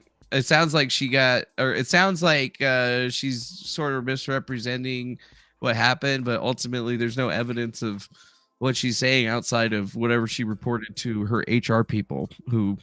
Yeah, it's interesting because I did a little digging and I went through the entirety of the document, and then I redlined or yellow highlighted. So everything that's a yellow highlight are things that she would need to prove, and these are things that would end up in questioning when she or her witnesses are on the stand. The green lines are things that she has very good points about, or things that are difficult to disprove. So these are more factual type things. And so I did that for the whole thing. I will definitely be following this trial. This is going to be an interesting one. Because it's probably going to set some precedent for future similar trials within this space. She's asking for maximum damages allowed in Texas, yada, yada, yada. The other thing that was interesting in here is the best part of this for her, for the case, and if anybody wasn't here yesterday and doesn't know what this is about, essentially an ex-employee of Blaze TV is suing them for both wrongful termination and for a hostile work environment. So she's got several different claims around it. And suing for her salary plus a bunch of other damages that are listed off in here, including punitive. But essentially she's saying that she had a hostile work environment because of her sex and because of her religion. Her sex being female and her religion being atheist. And that because of those factors, she could not maintain her job, or could not do her job to satisfactory conditions. And therefore, she ended up not coming into the office and was fired. So that's both of those claims. The things that are brought up as far as a hostile work environment are somewhat wishy-washy, in my opinion. They're essentially saying, well, my co-host didn't really stop people from being mean to me. And my when I complained to the management, each time they would say they would look into things, and then they never did anything about it. So whether they looked into it or not, we'll find out when there's a response to this from Blaze TV. But certainly her position is nothing was ever done based on her complaints. And the majority of the things that she is complaining about is that she never signed up to be on the Man Show or a variant of that. She was not on, G4 TV's, whatever that show was that What's Her Face was on. Essentially, she never signed on to be the butt of jokes. And it seemed to her like that's all that ended up happening, was she became the butt of all jokes on the show. The show was, even though it was on the network that is by most people perceived as a conservative network run by a conservative owner, her take is that this is anything but, that this show was sort of jackass college humor, and she ended up being sort of the butt of those college humor jokes. I think that's going to be hard for her to push that through without having some really solid, specific incidents which she complained about and were then denied by the company. But that remains to be seen at this point, I guess, whether they're gonna rebuttal all of this stuff or rebuke all this stuff, or whether she's gonna have something to stand on. Have you already seen the EB info I emailed today to Great British Pounds from Jenny? Yes. Did you see her email? Not sure why folks are sending me emails about the Eliza Blue stuff. I never requested any emails on any information on that, but yes, we did see them. Nice. Now, the other things that I kind of found out was that she actually has a master's in journalism. Do you know Who that? does? No. What's her name? Sydney Watson, the guy that you're all hot for. Oh, really? She's got a master's in journalism? He does have a master's in journalism. And Wait, you said I was all hot for it. I didn't say I was all hot for her. I just said that she was pretty. You said she was very pretty. Yeah. Yeah, so she's very pretty. Whatever. Yeah. Whatever. Doesn't mean I'm all hot for her. Her undergrad was in. Well, oh, I hey, like there's pretty. another I super like chat. pretty bitches. What's up? From Deborah says, Williams. do you think Eliza digital trafficking nonsense will be something that sits president after all the bans and locked accounts? I think it could. Yeah, one of the YouTube lawyers that I watched said the same thing.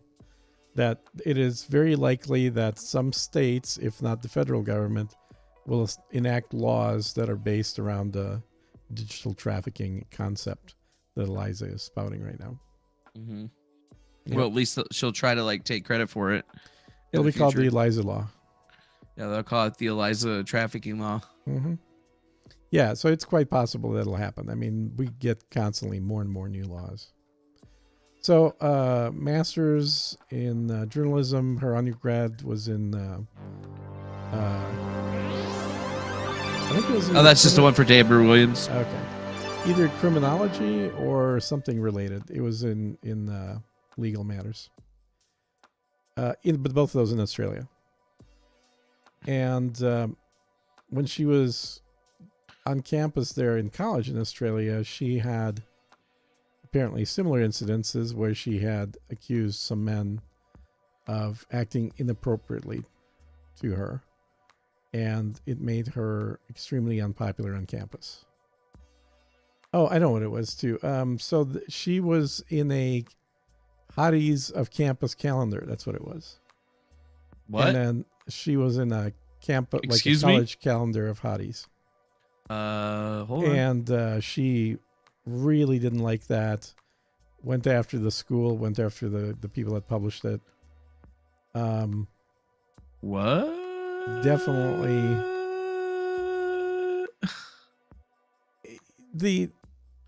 So these are all actual things from her past.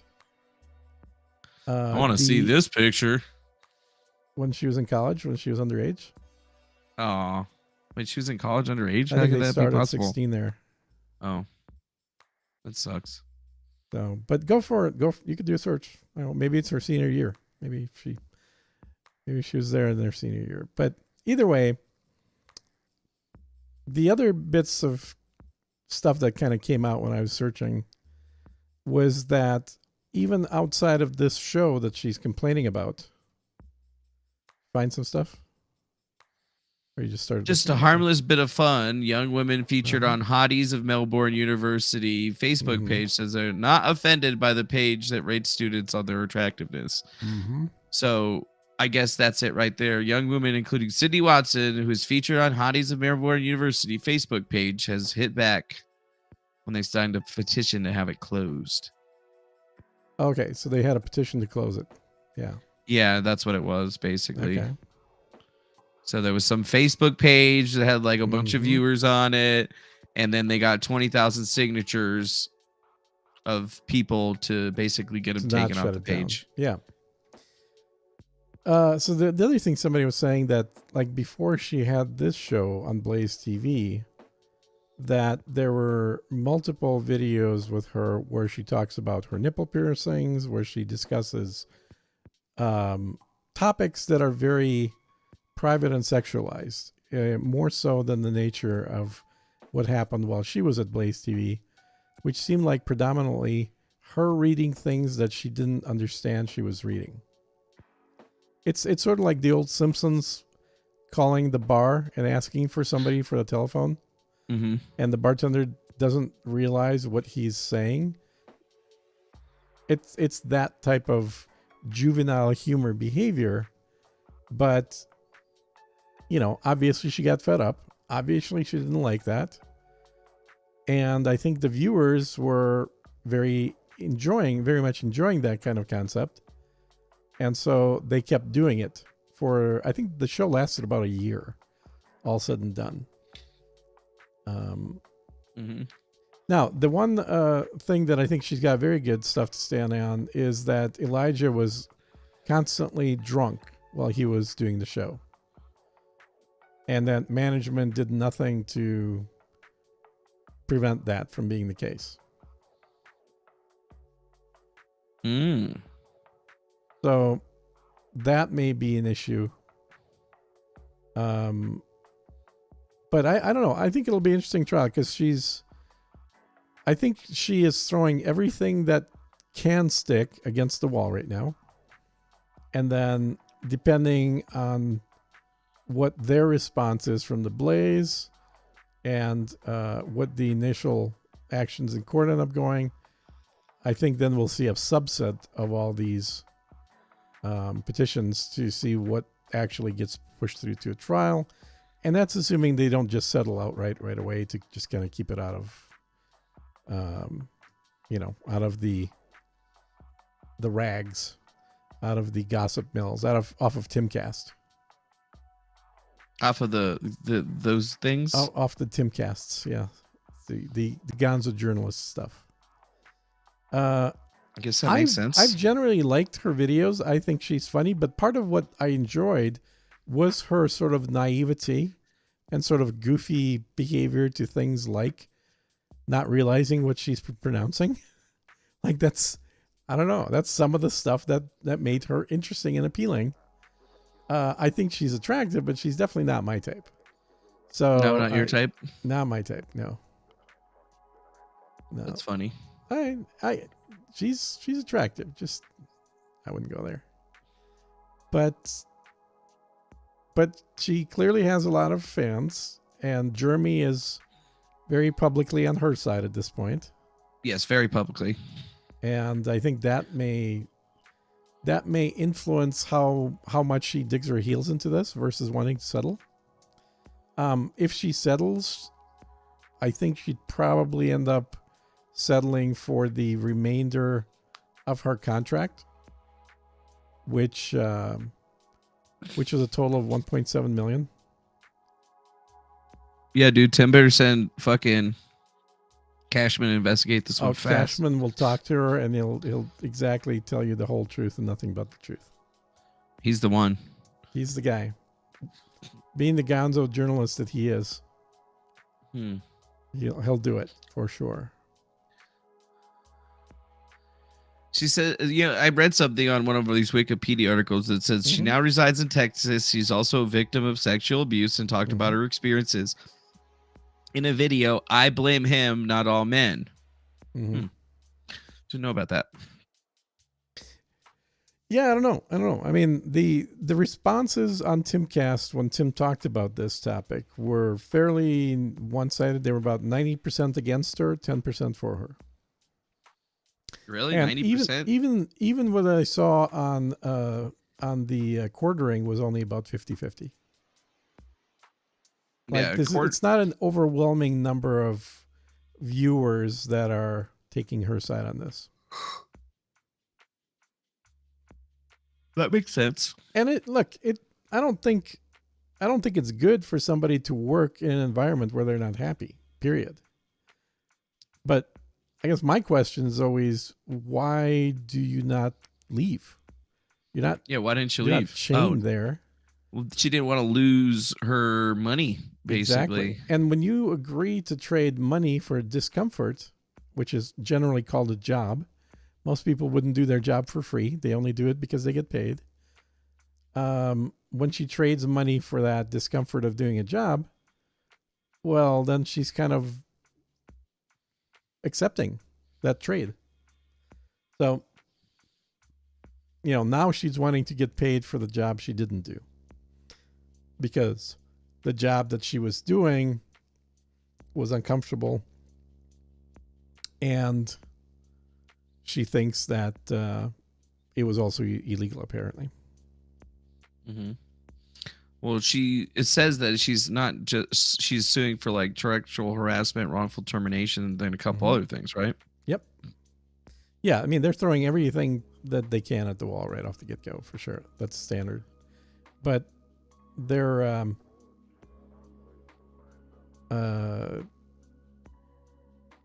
I think that if she were to get the remainder of her package and not have to actually work there at all, I think she'd probably happily take it. My understanding is that over that year that she was there, that her compensation was under $1 million for that year.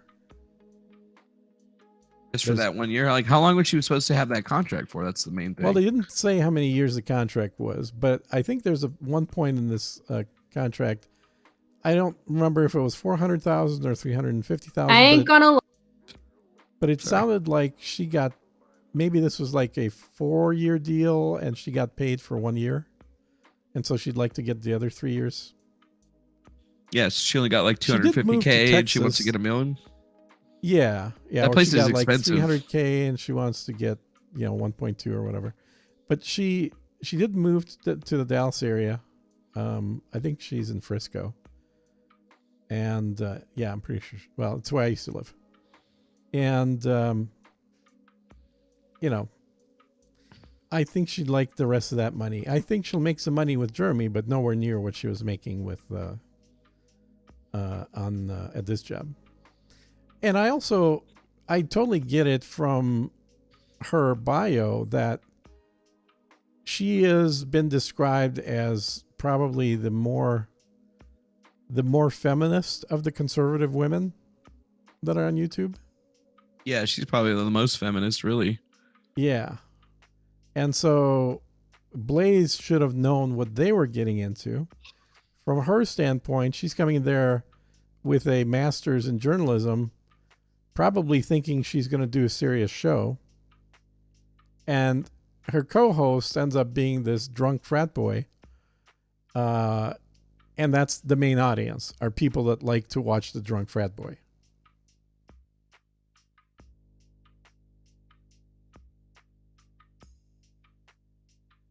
So it's interesting.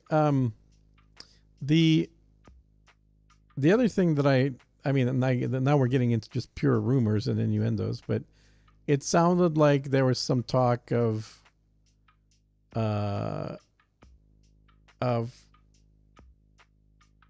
what's the guy's Elijah's wife being invited to a threesome with her. That may end up coming up if this goes to court. There's a number of, I guess, once you open the bedroom doors, you may end up finding out about more and more things that people didn't initially want to talk about. But she definitely is on with Jeremy. Let's see. What else? And the thing just started, so there's quite a bit of time until the Blaze actually has to make their next move. Legal papers are kind of boring. I get it, y'all. Yeah, they are boring. That's for sure. Let's put it this way. If you're interested in going through the whole thing, like I did the other night, it is interesting to find out what all the charges and what all the accusations are. But certainly looking at a PDF file is not exactly horribly interesting. So I think there'll be more info probably in a couple of weeks. And it is an interesting topic for me, a lot more so than Eliza, frankly, because the Eliza thing is, and very obvious grifter. This, I don't think there's really anybody that's an obvious grifter. I think this is just a misunderstanding of the parties into what the expectations were. But it's going to affect things down the line, because as more of these, what do you want to call Timcast? What do we call them? Like a studio or a channels, for the lack of a better term. As more of these channels grow and they get bigger and bigger, they're going to have more issues like these coming out of the woodwork. Oh, definitely. I agree. Yeah. And I think it's unavoidable that at some point you're going to have two people that start off friendly enough, and then eventually what one person wants to do totally different what the other person wants to do. And you could say, well, why didn't she tell them right off the get-go, I don't want to do a show with him. I want to do something serious. I'm not interested in this. And I get that, but also I kind of am sympathetic, because I can understand how she may have not really anticipated what he wanted to do, because according to her, it just became progressively more and more alcohol and progressively more of that sort of high school humor. What's wrong with the high school humor? Well, apparently she didn't like that. But, and that's the thing, right? Is if you watch some of her videos prior to this, I don't get the impression that she would be offended by stuff like that. So maybe that's what the Blaze thought too. Is like, oh, she's kind of edgy for a chick that's generally conservative. She's kind of edgy. She's talking about her nipple ring. She's talking about, she's an atheist. She is, she's hot. She's done. She's certainly, if you look at photos of her on the web, there's probably as many photos of her or more than Eliza. I mean, she's had a lot of photos of her out there. So the Blaze may have had an idea for a show that really was to utilize her as a sort of, borderline conservative type chick. And apparently what she was looking for was a lot more of a traditional conservative news show. But she didn't get that. Well, I didn't really watch. I mean, I literally watched 2 episodes of her show with Elijah. I don't know. Did you watch any of them? No, not really. I mean, I didn't. I realized at one point she actually had. She was on with Elijah and Eliza Blue, and that's like probably one of the first times I actually watched anything outside of the Jack Murphy thing. Mm-hmm. Yeah, the Jack Murphy I saw, and then I saw one other episode they did. And in the Jack Murphy episode, I mean, we all saw what happened, and Elijah absolutely was a douchebag for not saying anything. Of course. But also, that's not an offense you can sue for, in my opinion. Like, you can't say, well, you had no right to be a douchebag.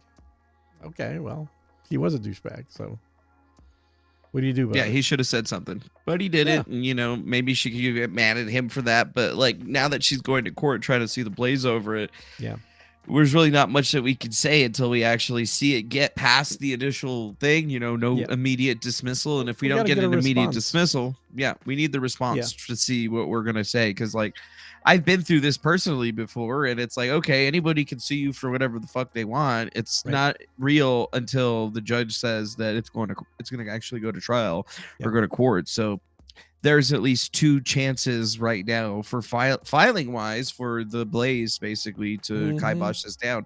And even more so is that nobody's considering the fact that there could be other extraneous information associated with her, leaving the company. Yeah. That basically they could file in their initial filing that would invalidate this entire thing and get them an immediate dismissal as well. Yeah, I don't think that's going to happen, and I'll tell you why. Because before she filed this private lawsuit, she had filed with the EEOC and the Texas Workforce Commission. And 2 things that she had to do. 2 things she had to do, and both of those came back affirmative, so she could legitimately continue on with her private lawsuit. All right, we got another super chat. CV Hey, all right. $4.99. Thanks a bunch, everyone, for helping us hit 100 likes. Oh, sweet. We love you. We got 100 likes. Thanks a lot for hitting that like button, folks. We appreciate you.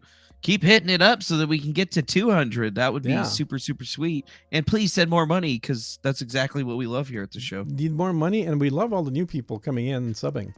Yeah, like that's the gateway to money. More subs is a gateway to money. Exactly. And don't worry, we stream long. Watching.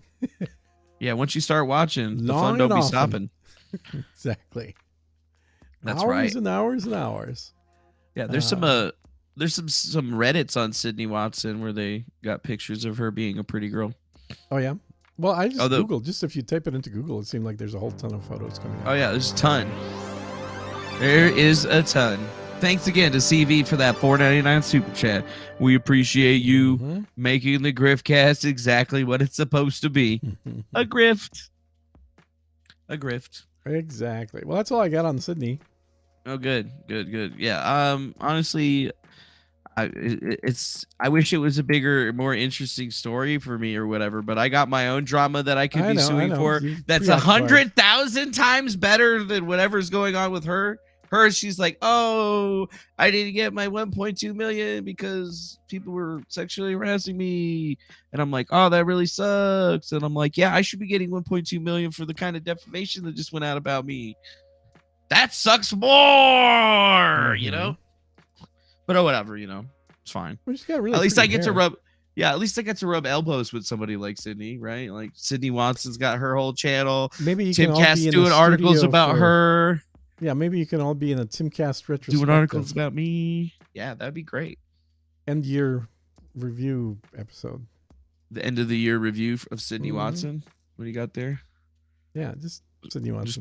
Just pulling up pictures of Sydney Watson. You creep. Just a search. Apparently, she played. You fucking creep. Whatchamacallit, sports. She played the person. sports. She does have very pretty nurse. hair. I will totally give her that. I mean, look at this. It's great hair. And she's got that little tiny widow's peak. She does. Some guys are into that. Are you one of those guys?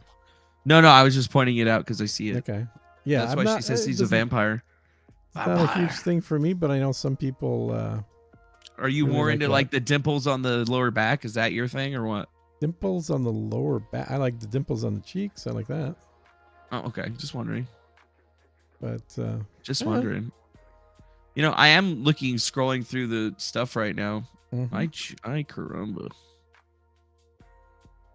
So I was just saying, I'm scrolling through the YouTube videos, and there hasn't really been a lot of content, you know, on the lawsuit. Like ours isn't actually that far away from last night. Yeah. So it seems like some people are talking about it for sure. Like the normal or the Steve Watson thing. Yeah. But it still hasn't really, like, I don't think hit. Well, the two ones that I watched that talked about it, of course, is Timcast and Jeremy. Yeah.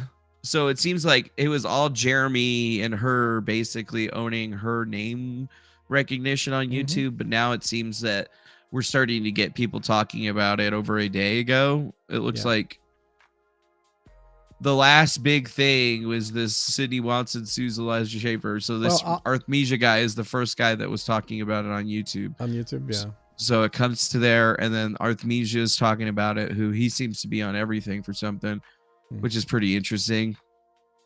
And then I could kind of see, you know, like same people that were on the story before with Eliza are starting to switch over into that one and see both. Like even I think or do both. Is going to do this with every update that comes out. They're going to talk about it because I think to Timcast, this is going to be payback for Eliza Blue because she's on with Jeremy, and Jeremy spent so many episodes talking about Eliza Blue.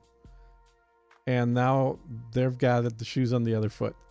She's with Jeremy, and if she doesn't settle quickly and this moves forward, then Jeremy's gonna feel a lot of what Tim was feeling by basically working with somebody that is in the news.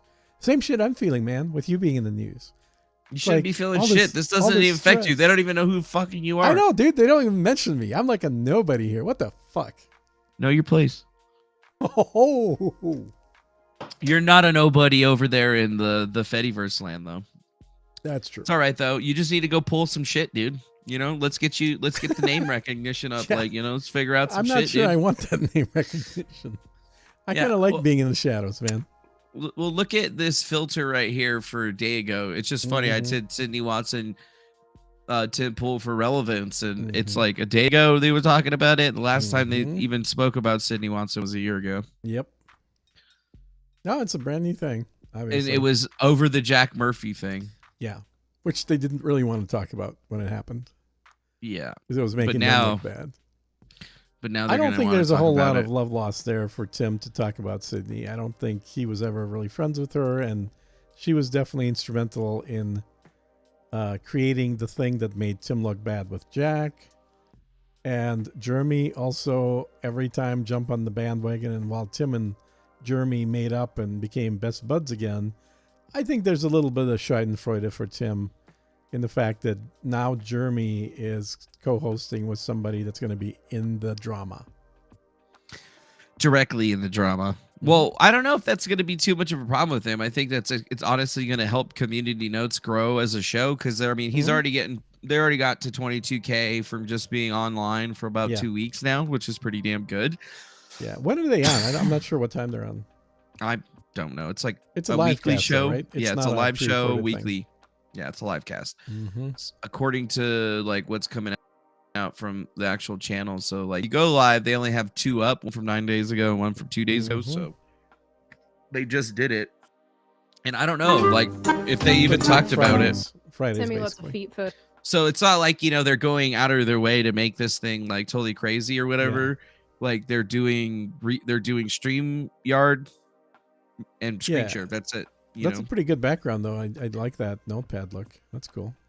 Yeah, they just put a little notepad on it. like Would that. you like that better? You like that better than our fucking... I mean, if I'm honest, I think it looks cooler. You think it looks cooler? I think it looks like a 5-year-old fucking made it. Maybe Jeremy might have a follow-up comment, and then we're done talking about Tim Pool. you go. I'm so But so far, it seems like they're just basically sticking on the same... It's the same shit. Sarah, Yeah, thank you exactly. for joining as a... Yeah, and then so basically what they did for this is that you just basically make a 1080p background, and then they just did it around that or whatever. So it's just an image. StreamYard doesn't allow for moving backgrounds, so that's why it's not actually playing. But they could do that. Like if Jeremy was on Restream, it'd be pretty easy for him to have that same thing. But like WebP or MP4 or something like that, and then just playing in the background, so like this stuff is moving or whatnot. That would be the only thing that I would probably change. But just having that I extra get the feeling element. that Sydney was in charge of the look and feel for this. Yeah, it definitely seems like she's the one that did all of that stuff. And then Jeremy just said, as long as I'm in the upper left side corner, I don't care. Yeah, he's like, as long as I'm in there, I don't give a shit. But it's not like they're really going out of their way to do anything, and that's why I switched it up. So you see how I'm just doing the screen share for this screen over here. I mean, it's just easier that way. But like this is something that Jeremy could probably easily figure out, and I think that it could probably change some He's things. got a producer. He's got people. He's got a producer. Still, they're doing pretty good. Like I think most of the part, it seems like they're just breaking up those live streams into shorter video clips. Yeah, makes sense. But you could see that like 2 days ago was the last time they posted anything. So whatever's happening with Sydney right now seems to be affecting the content production situation over here at Community Notes. But I don't know. Like, let's go check Jeremy's shit out and see what he's been talking about today. 2 days ago. So yeah, I guess he doesn't post videos. So he's taking the weekend off. Good for him, man. That's what I say. Good for him. Yeah, it's all done. He messaged me earlier today, like followed me, messaged me on Twitter, and he was just, asking me about the article shit. And I was just like, thanks for all the help. It's not really much else to say what's going on right now other than shit's going down. But now it seems that after this Eliza Blue thing, I don't think that he's going to have to worry too much about like the Tim Pool cast, because talking to Fairbanks and a couple of the other people, it kind of makes me think that there's going to be something bigger coming down the pipeline. Really? Because the stuff that's coming out from Shadowbox that they posted is coming through Rocco Castorio, who's somebody that I actually sent that shit to, right? And Rocco and Emily Molly were in a lawsuit with Tim Pool over something called subverse. But that lawsuit actually, Tim lost it. So it was dismissed, right? So it's no longer going up. So Tim sued them. What was it called? Subverse. Actually going to bring it up because I feel like it's actually, this is stuff that even Jeremy tweeted something about this, and nobody seemed to like even, like he deleted it basically is what happened. He deleted it. So subverse, Tim Pool, right? So a while back there was the lawsuit. So like, Viva Frey actually did a pretty damn good video about it. But my goodness, are they juicy? But I don't want to play that shit. But there's another guy that takes like an hour to spit out something. Yeah, community owned, decentralized new network. Oh, There's they got your $1 million boy. bucks for it? Yeah, they got $1 million for it. So they got 140K subscribers on YouTube, open track record of independent journalism with Bill Ottman, the guy from Minds that also works with what's his face, Tim Pool. And they were going to set up this whole new news organization. And Emily Molly and Rocco Castorio were basically a part of that situation, but some drama ensued. Somebody stole somebody's cat, and then shit got that was crazy. The cat thing. Okay. Yeah, this is the thing that was like the all over the cat thing. And I actually had to explain this fucking situation to Cassandra because she really does stay out of drama like 100% of the time. It's really hard for them to get it. So like it to me seems like the Castorio crew is kind of behind a lot of this stuff. Like I found some deleted tweets or whatever. Like here's Jeremy from the Quartering where he deleted the tweet that he was talking about Subverse on, and Rocco and Emily Molyneux went tried nuts to try to take over a company, stole a bunch of shit. There's a lawsuit about it, blah blah blah. And then there's Emily Molly. Yeah, that's not what happened. Case was dismissed. Genius. So it opens it up to me thinking that there's probably something more associated to it, because even looking at the docket for it, we haven't seen anything come out of it since April. Basically, like there's been nothing, no updates or anything on the court filing, which actually doesn't incline me to believe that it was dismissed. They just haven't updated the PACER records for it. All we really knew is that a judge got assigned to it, and then the answer from Rocco and Molly went through, and then boom, that's it.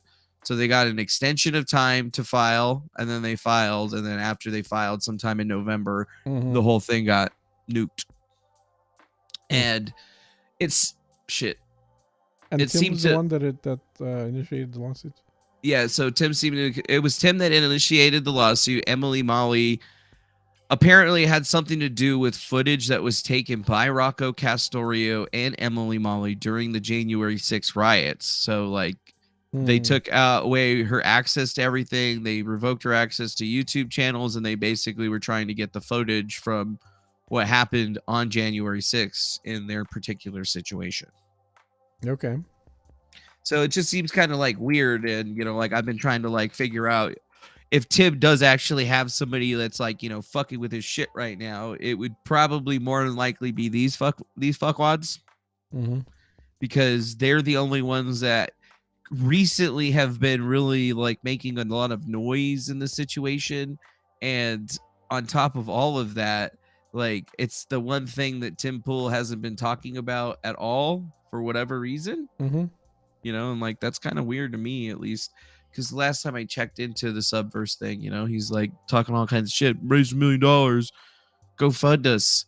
But this is the same company that now no longer exists, and he's doing this whole, Timcast IRL bit that, and everybody's kind of just not really thought about it. So or what talked happened to about the it. money? Exactly, what happened to the fucking money? I mean, if I was a person putting money into this, I would. And why does it say invest in rather than donate to? Invest in, yeah. I don't know why it says invest in. Because usually that's a very different thing than raising money through a Kickstarter. Did they actually get investors?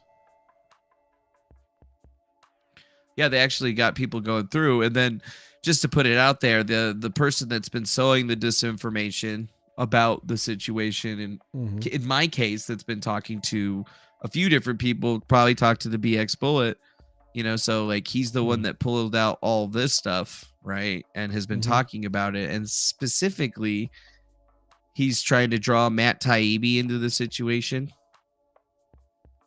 right? And then we also have like the actual business information for when they did the filings and stuff. But interestingly enough, he's focusing on Cassandra, right? Yeah. Like he seems to be going through Thomas's old depositions and just bringing her back up as much as possible. So it's not like he's focused on me per se, but it seems like, he's directly focused on her. And since there's already been massive amounts of negative commentary on her due to, I guess, her casting decisions and stuff, in my experience, people like Rocco and what they do, this is, 100% their bullshit right here. And if you look at it, you can see it's Emily Molly, Rocco Castorio, and Robert Waldeck, all of the folks that were on the Scanner Project in the first place, which is a little bit strange if you ask me. And they're really not focused on anything else. Like it seems like they're only really talking to that. Here's Rocco again. Have you ever heard of the Jizza Method Man shadow boxing? The answer is you should look up the lyrics, right? So Rocco is making sure that he's trying to engage all of these other folks, but at the same time, he's trying to, like, I guess, put together some new conspiracy. I'm not really sure exactly what they're trying to figure out on it, though. But it's interesting to see how, like, this stuff is shaking out, because it's people, again, from my past or whatever, that are really spending a lot of time research. Yeah. Tim Cass got the interview. Cashman did the work for weeks of research. Interview Shane Cashman, and then he put research. And what is this? So I think between Cassandra, Matt, and DeFango, they were operating as a publicity wing. When Matt Couch tell you he was having daily communications with Mr. Batowski? That would have been mid-August. And what did Mr. Couch say via email? I think Signal. See all that? Yep. And what they're trying, see how he's like trying to like really set this thing up. Most people wouldn't figure that one out, but here's one of Thomas's people right here. And then when we go through in here, I'm sure we'll probably figure out some stuff here pretty quickly, because they're all into retweeting folks that are associated with fucking WikiLeaks. This guy is exploiting his minimal contact with the Assange family and the Assange down, piggybacking on supporters like Kelly Kaplinsky in order to build the higher profile. His followers have been sharing addresses where Julian's children live. He is a total fraud. And it's another person that was associated to this Thomas Schoenberger crew. So this is why Cassandra even decided to start talking to me about this stuff in the first place, because the same people that were on my ball sack years ago are now on one of her friends. And then even this guy right here, I started asking him about the either friend thing because of what's happening here. That's a cool font that the E's in. Yeah, I wish I knew what font that was. I know, right? Yeah, we would steal that shit and start using it. But then everybody would being that same person. Yeah. Oh, what's this? I'm alive. That's Thomas right there. I'm not good at digital manipulated images. I'm not Thomas. This is what Thomas looks like. Stupid Texas clowns. So good luck with your scams and grifts. BX bullet grifter. It's just like, wait a minute. Bitch, where did you get a picture of fucking Thomas? Oh, here's this one. Manuel Chavez, a.k.a. DeFango, issued a Bitcoin bounty for the kidnapping of a composer who's my dear friend and isn't law enforcement or a bail bondsman. Thus, he committed a major felony. So my friends went to the feds and his associates are being watched by investigators. Yeah, so basically Shane fell down this big rabbit hole. Yeah, look at all this. And then connected everything to Cassandra, or not Cassandra, to yeah, so Eliza. he went, And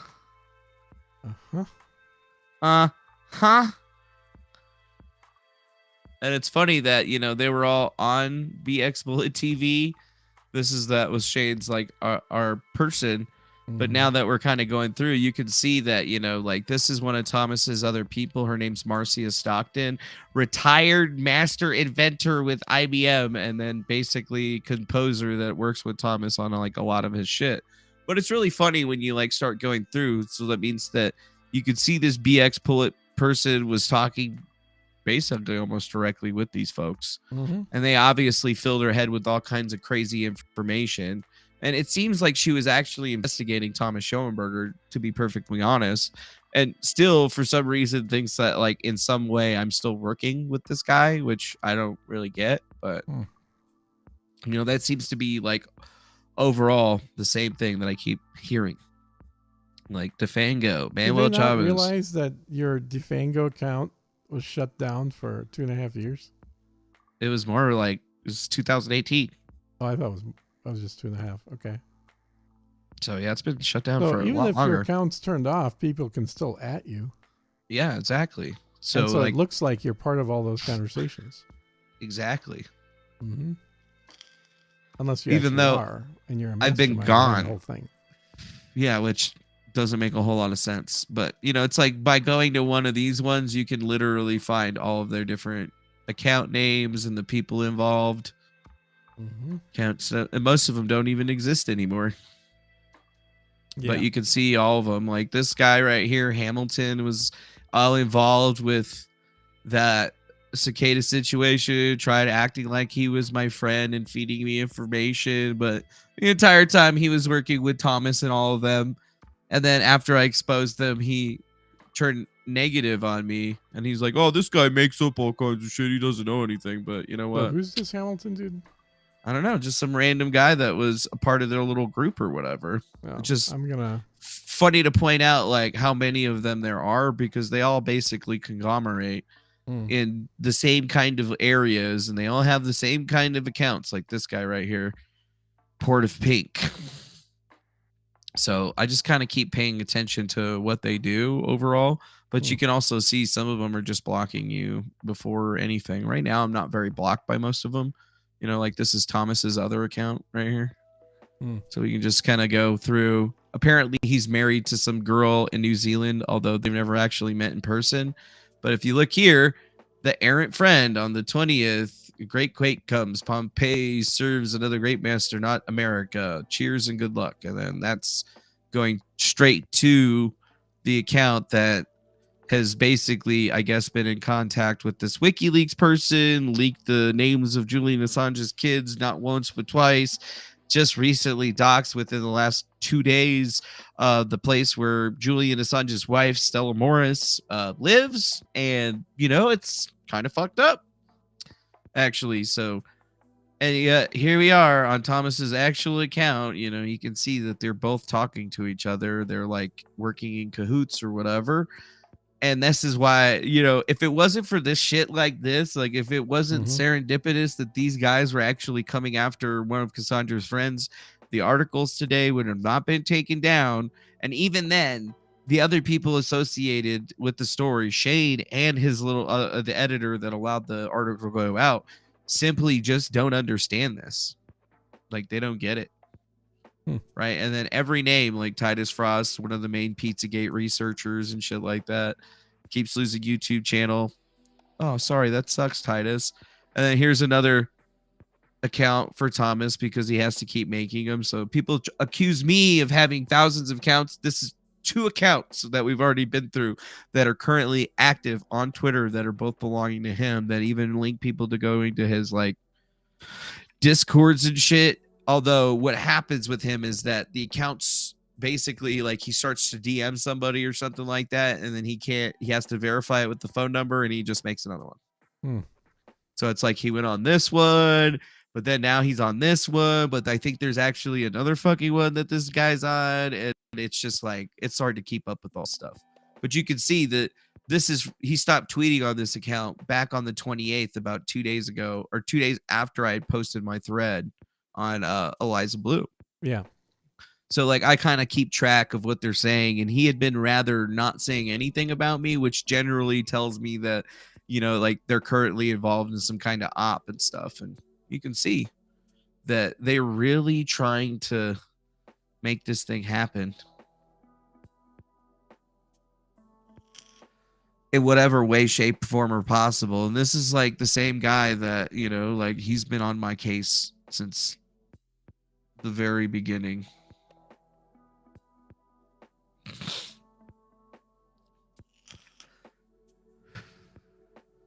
So I wonder, dude, most productive thing I've done all day other than compose 11 music pieces.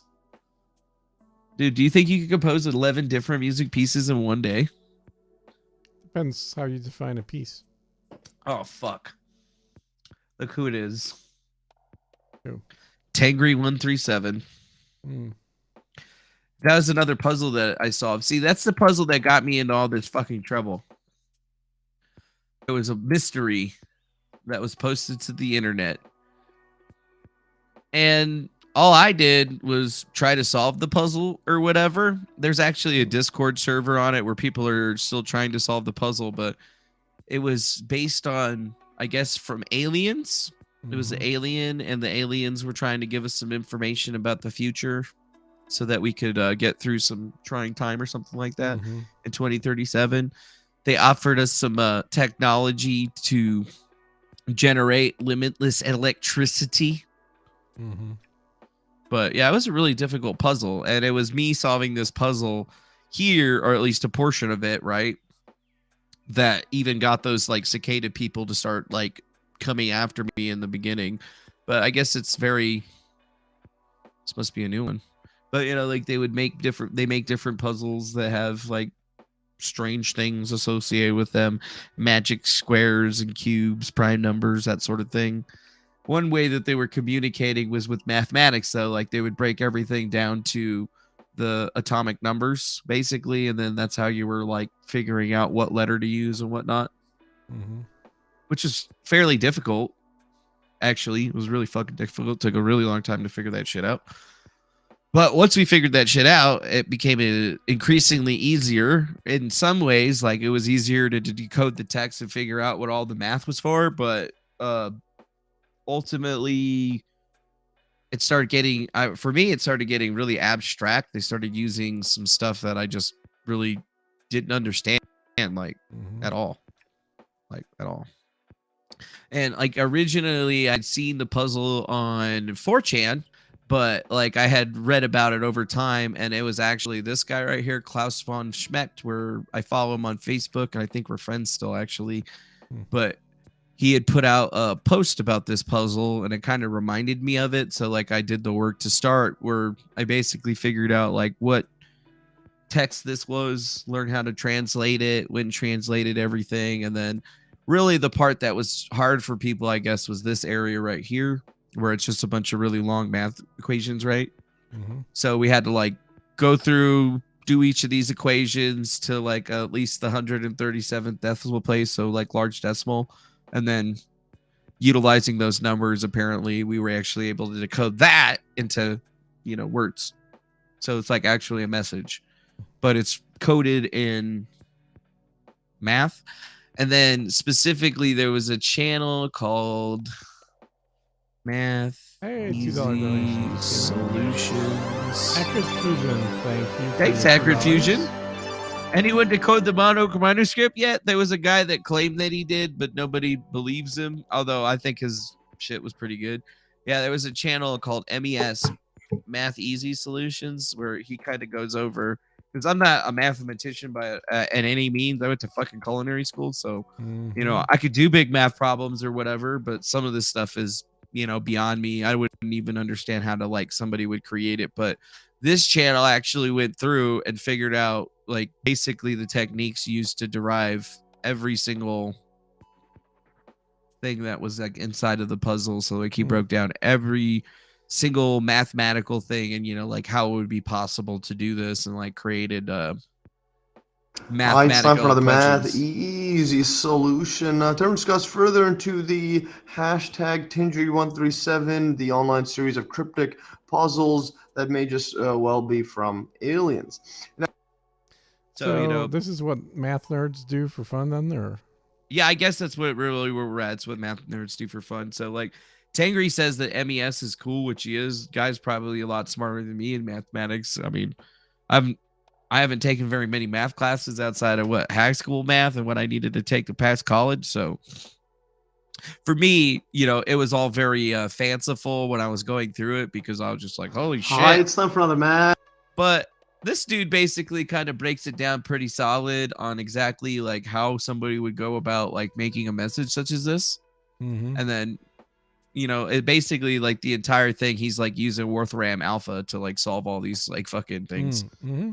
The So, period like, of 46. So first of all, to make it easier, I will call Tindry's repeating non-zero numbers the pattern as T. So I'll look at this from 7 all the way to 8, and I'll just call this T, number T, just because it's easier to deal with instead of just writing this giant number. And again, to show you that it could be anything. It doesn't matter what it is. We could still make it repeat exactly like this. And then the only difference is, well, since it has a period of 46, notice it's a 46 period from here to here, or you could look at it from the zeros all the way to the 8, still 46. And that just means that the T has 40. I'll just put the Yeah, honestly, it makes my eyes glass over even trying to understand all this math shit.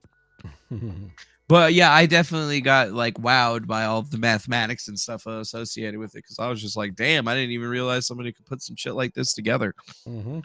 But unfortunately, like most of the stuff associated with that puzzle is gone now. Like I haven't really seen. I had a bunch of videos out about it from when I was actually doing my shit, but I haven't really seen anything else. So, well, there's a video from Tengri. Well, I can see how things are. Once you start kind of understanding how something works, it starts becoming more fun.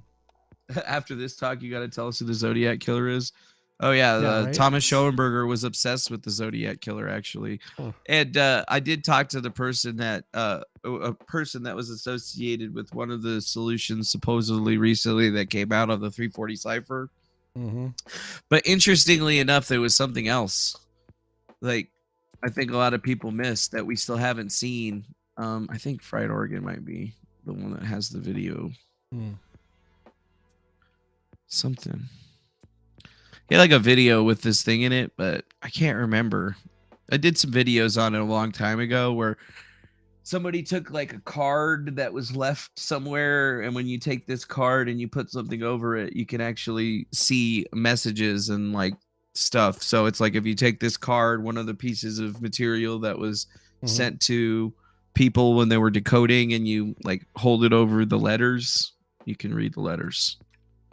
But still to this day, nobody's really put too much stock into it. But it's a really weird situation where they talked about a few different things, right? Like it was a group of people that were actually a part of it, associated with some comic book place that the dude actually worked for way in the past history. Oh, God, comic book Zodiac Killer. Oh, wrong one. So, I think it was right here. The Zodiac Killer revealed his love for comic books.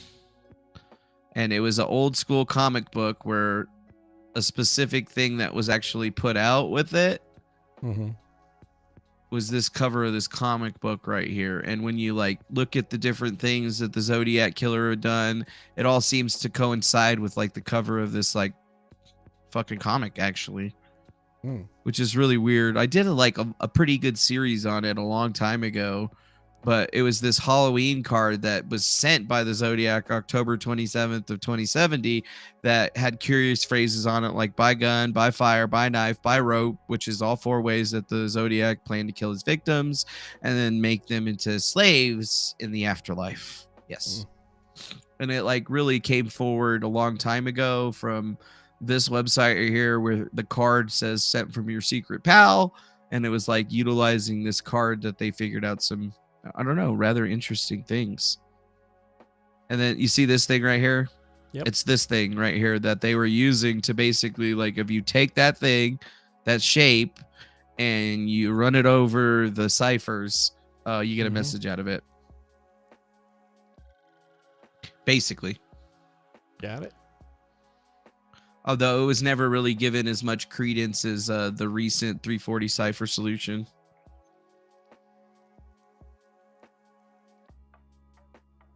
But yeah, they said that they solved it after 51 years. But they actually like did it utilizing mathematics and computation. So like they used a pretty sizable like fucking computer system in order to figure this shit out. And they actually did a video about it. But yeah, the show is by David Orenach, and yeah, the 340 Cipher song, and it's called Let's Crack the Zodiac.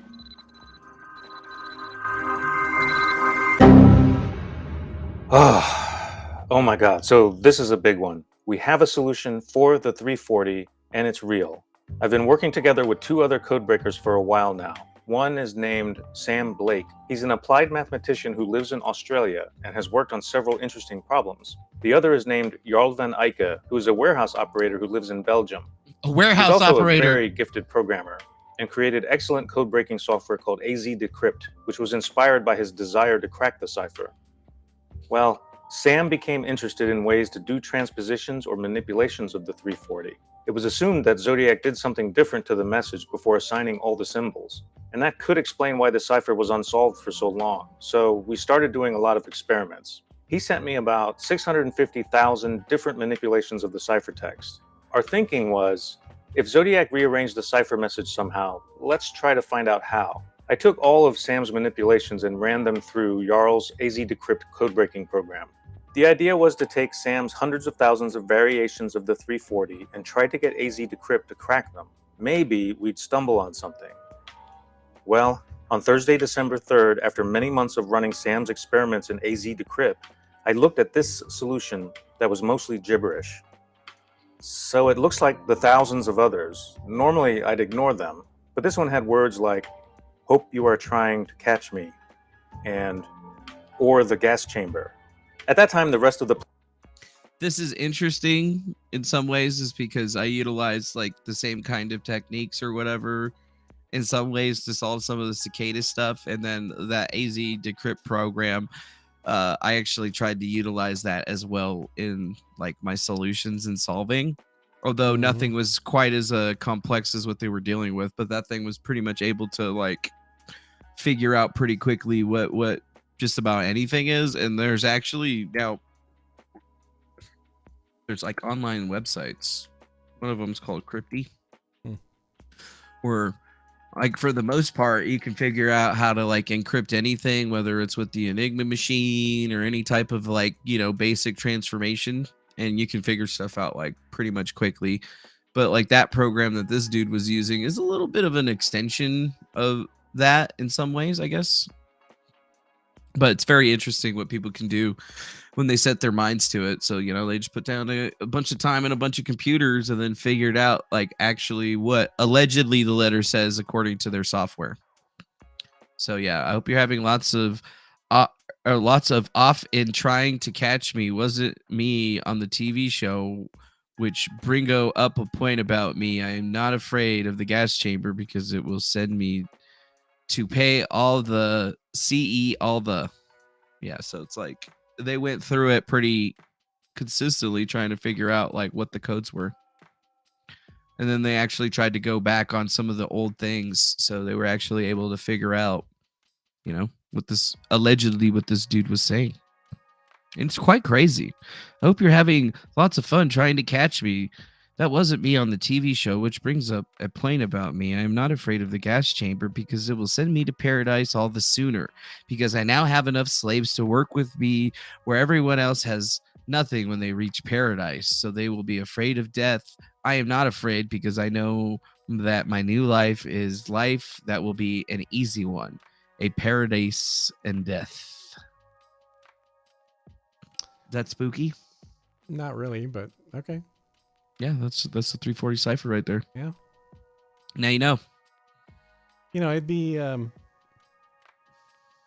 don't know. It seems like there's a certain tendency for poetry with people that are psychotic.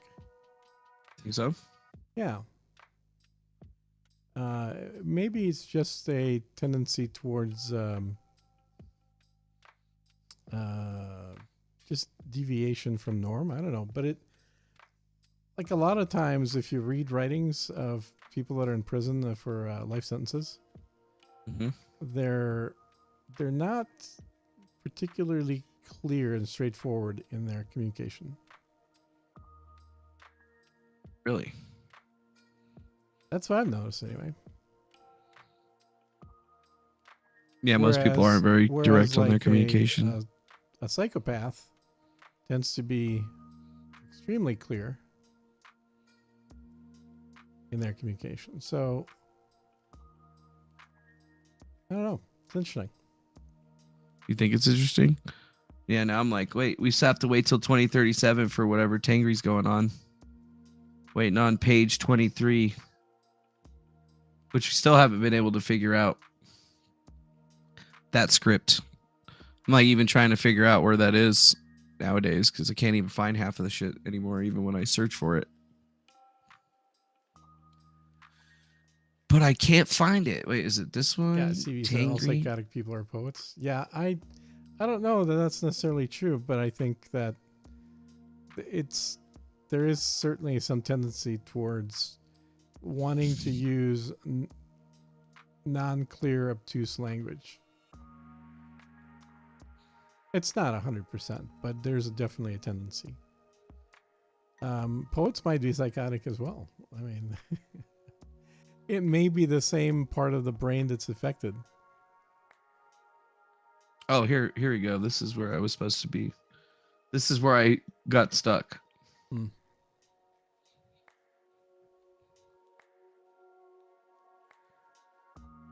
So you're trying to decode this thing?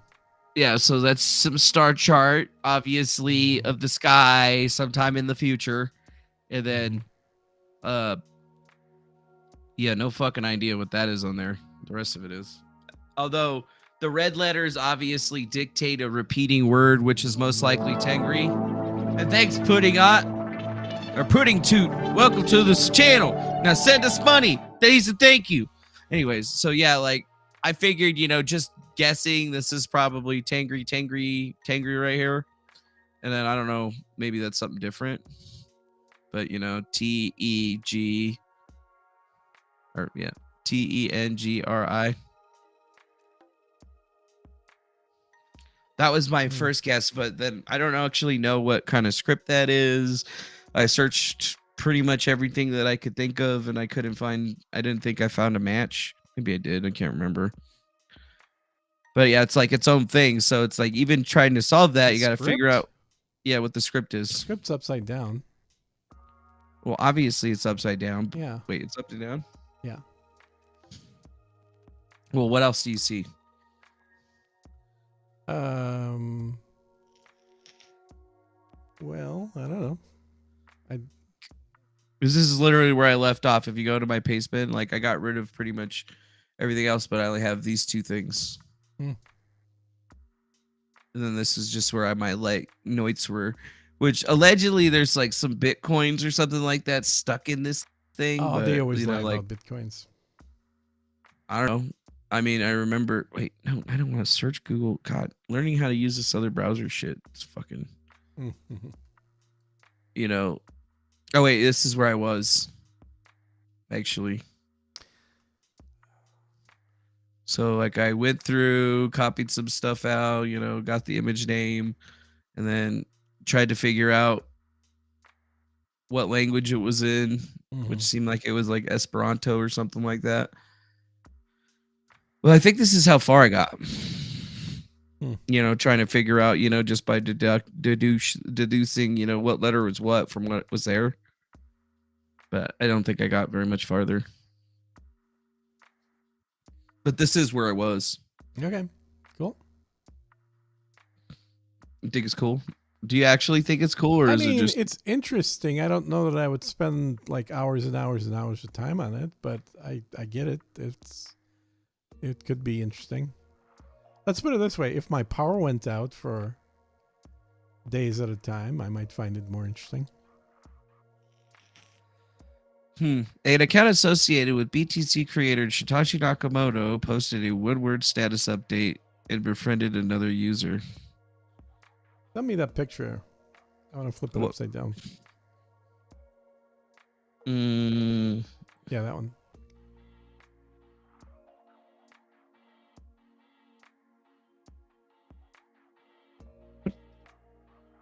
What are these pictures that you sent me over here? You want me to show these to people? What? These pictures you sent me on Signal? I don't recall what I sent you. You sent me a tinfoil face and then you with a big gigantic knife. No. I sent those to you if you want to incorporate them into the thumbnails, yeah. Yeah, thumbnails. So. Okay, yeah, I'm definitely gonna use both of those. Yeah, that's fine. I was looking for something that was a little. You're not gonna like how I use one of them though. I don't care how you use them. You might like it. I don't know. And then you might the like picture it. that I had up there for a while was with Stephen Wolfram. Stephen Wolfram? Yeah, the guy who Wolfram Alpha. Wolfram Alpha, yeah. I don't even see that picture. I took it down. Oh, it was jerk. up for a while. I didn't even see it. Interesting. Yeah, I could definitely use some guys from Wolfram Alpha to help me out with all of that shit. That would definitely make it a lot easier to figure it out. Yeah, I can't really remember. It was like 2019 when I was looking at it. But I remember that. God damn it. Did it again. Like right after Satoshi had posted that, you know, like 1:35 a.m. December 1st, 2018. And then this little shit happened. But it was like associated with Bitcoin. Just days before, I got a one-word status update from Satoshi Nakamoto, and it just said "NOR" in quotation marks. And then, like the day after, Tangri posted the same thing, but you know, like looking at the stuff that they were posting about back then, it was like, you know, a lot of people thought there was some kind of connection to it or something. I don't know. I thought it was just a very interesting coincidence because they posted up that, and like a bunch of people were talking about it. I thought it was kind of interesting. And then it was from the P2P Foundation when something actually had gotten like put up, which is weird because nobody had seen this person, you know, post anything in a long time, I guess. Yeah, kind of weird. Maybe they are connected. Maybe they aren't connected. I don't really know. Yeah, I mean, I think it's probably more fun creating these puzzles than solving them. Although here's the thing that they gifted that was open copyrighted, but this was like one of their gifts for solving part of the puzzle. A way to compress sunlight into a beam that can be used as free, clean, infinite energy. Okay. What do you think, dude? You think that would work? No. Somebody already made it work. No such thing as infinite energy. No, it's not infinite. When the sun goes out, it stops working. Well, that's not what you said. You said infinite energy. But I mean, it's infinite for us because you're not going to run out of it before we die. There's no way that you're going to capture all that. Well, yeah. I mean, that picture basically looks like a collector in any telescope. You're focusing light into a very narrow beam. Yeah, like a laser beam. Well, not necessarily a laser beam if it's not like a light beam. Not a laser, but you can do that. We, in fact, a heat beam. What's that facility out in California? I can't remember the name of it. There's one here in Nevada too. Is there that built in back in the 80s? Oh, there was one in California in the 80s. Instead of using solar panels, they just use a bunch of mirrors, and then they actually heat up sodium to liquid state, and then there's a heat exchanger for it that actually generates the electricity. Solar sail works in a similar way. Yeah. They also released something about a time loop blockchain or some shit like that, or TLP and TLP safe currency blockchain, which is strange. Not familiar. It was strange, but it makes sense. But allegedly, like, you'd be able to process time in between seconds or something like that, which if you had the right kind of qubit processor, apparently it'd be able to let you calculate lots of things. I don't know. They say they're aliens. Yeah. I'm inclined to believe them, but you know, I'm disinclined. This is where I got stuck. Yeah. And nobody else has really gotten any farther than me, so you know, Really? It's either me or nobody, I guess, at this point. Well, I've seen the alphabet before. I can't quite picture where it was, but I've seen it. But it is upside down. Yeah. You think so? Luke Vino says there are no aliens, unfortunately. Apparently, he hasn't met one yet. Well, he hasn't been to the Mexican border, apparently. Yeah, you haven't been to the Mexican border, so... Do I need to pull that video up again to show you the alien? Was this does Afango know he was in 4 seasons of an Line cartoon series? No, I don't. Did you get paid to be in the cartoon? And I didn't get paid to be in the cartoon, so yeah, I don't know nothing about that. I don't know nothing about nothing. Nothing about nothing except for aliens. except for aliens that I find their puzzles on 4chan or whatever. Which is, to me, that's way more interesting than Sydney Watson is. Like, if you were like, hey, do you want to solve the city? You want to go eat dinner with Sydney Watson or solve the cicada or solve this Tangri 137 puzzle? There's aliens. I'd probably solve this. I'd probably go to dinner with Sydney Watson and talk about the Tangri 137 puzzle the entire time. That would go over really well. It would, but it would be the first time that she didn't get to say anything, and then everybody else is just talking at her. Woo! Says Defango led the Legion of Spurgs in a Mersh cartoon series. Oh, really? I did? Did he use my likeness in a cartoon series? That's weird. I definitely could sue him for that. Yeah, if that's unauthorized, for sure. That is unauthorized. That would mean that I got trafficked. Digitally trafficked. Digitally trafficked. I'm Abisa. Anyway, you get the idea. There's a lot of aliens out there. Is there though? A lot of illegal aliens right there. That's all I see. Where's this cartoon, huh? Where's this cartoon? I ain't finding it on no Google. I ain't finding it on no Google. You're not finding on the Googles is. Yeah, I don't see that shit on the Google. I'm calling lies, bro. I'm calling hacks, dude. That shit's hacks. Yeah, I think you should call hacks. I know, right? I should call hacks. Because I don't see anything about that. Is it on YouTube or something? Fucking Mixer? Is it? That was a joke. I don't think anybody uses Mixer. Not anymore. Not anymore after it got closed down. I used to use Mixer. Shit sucked, dude. What'd you use it for? To live stream. Yeah. It was just like another fucking channel or whatever. Yeah, dude. It says the channel's called Philip Wave. Philip Wave Radio. You ain't got enough. Is that who it is? Let's see. Philip Wave.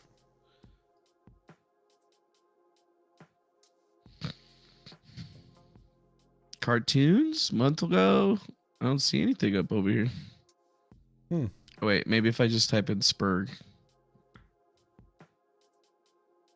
It's wrong. It's a letter. Oh, wait, there you go. Revenge of the Cis parody. Trouble in Paradise parody. The Mersh question.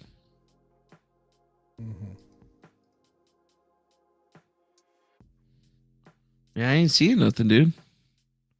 I guess you're gonna have to. I guess this guy's gonna have to explain to us or send us a link or something. What he found? Of what he found, yeah, because I don't see any videos associated to it. God, I want to see myself get humiliated online. I love that. It's my favorite thing. Getting humiliated on the internet, like Philip Blaze sued, flag it. Philip Raid Radio Season 2, Revenge of Big Bear. What the fuck is going on, dude? God, I hate Mersh's hairline. Dude, this guy really doesn't like Mersh.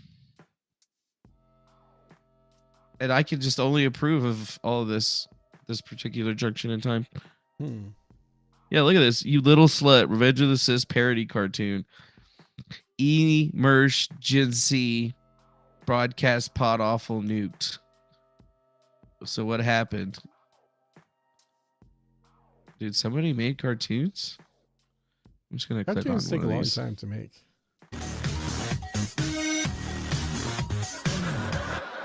And that's it for Hippo Juice. Have a great day. Oh man, that was a great show. What'd you think, AG Luck? Rice? When's the last time you talked to Mersh? I don't know, last night before I went to bed. Why? What's going on? I'm on YouTube. I was trying to find a clip of Jesse so I could make fun of him, and I can't find his YouTube channel anywhere. Oh, well, you know, he had that strike last week. Just go check his backup channel out. Yeah, that's the thing, Rise. His backup channel seems to be missing as well. It looks like everything on YouTube got nuked. What about his Twitter? Really What about his Twitter? Yeah. What'd you say? That's a very low effort cartoon. Yeah, it seems very low effort. It's probably the lowest effort that I've seen. I guess I'll have to scrub through it and try to figure out what they're really on about. Maybe they'll throw us a link so we don't have to sit that. Who is that? That's supposed to be Royce or Merce or Royce, I think. That was supposed to be Royce from The Revenge of the Sis. Another popular YouTube channel that your boy Sir Gene loves. Revenge of the what? The Revenge of the Sis. You sent me a message saying that these guys are really funny. I said that was a funny one. Yeah, I liked that one episode for sure. Oh, I don't watch that is them definitely a picture with that dude. That is definitely that dude. That's a smart man right there. That is a very smart man. So I guess is that all we got for the morning right now? I don't got anything else. That's for sure. Yeah, me either. You know, we got through celebrating the fact that the article is down, right? That's a celebration time for me, at least. We talked about that's a cool your thoughts for sure. Yeah.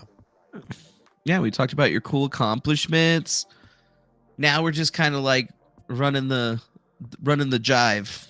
Just not which really is fine. doing anything. Yeah, we're not really doing anything. We're just kind of looking at stuff right now. Yeah. And figuring out. Surfing the web.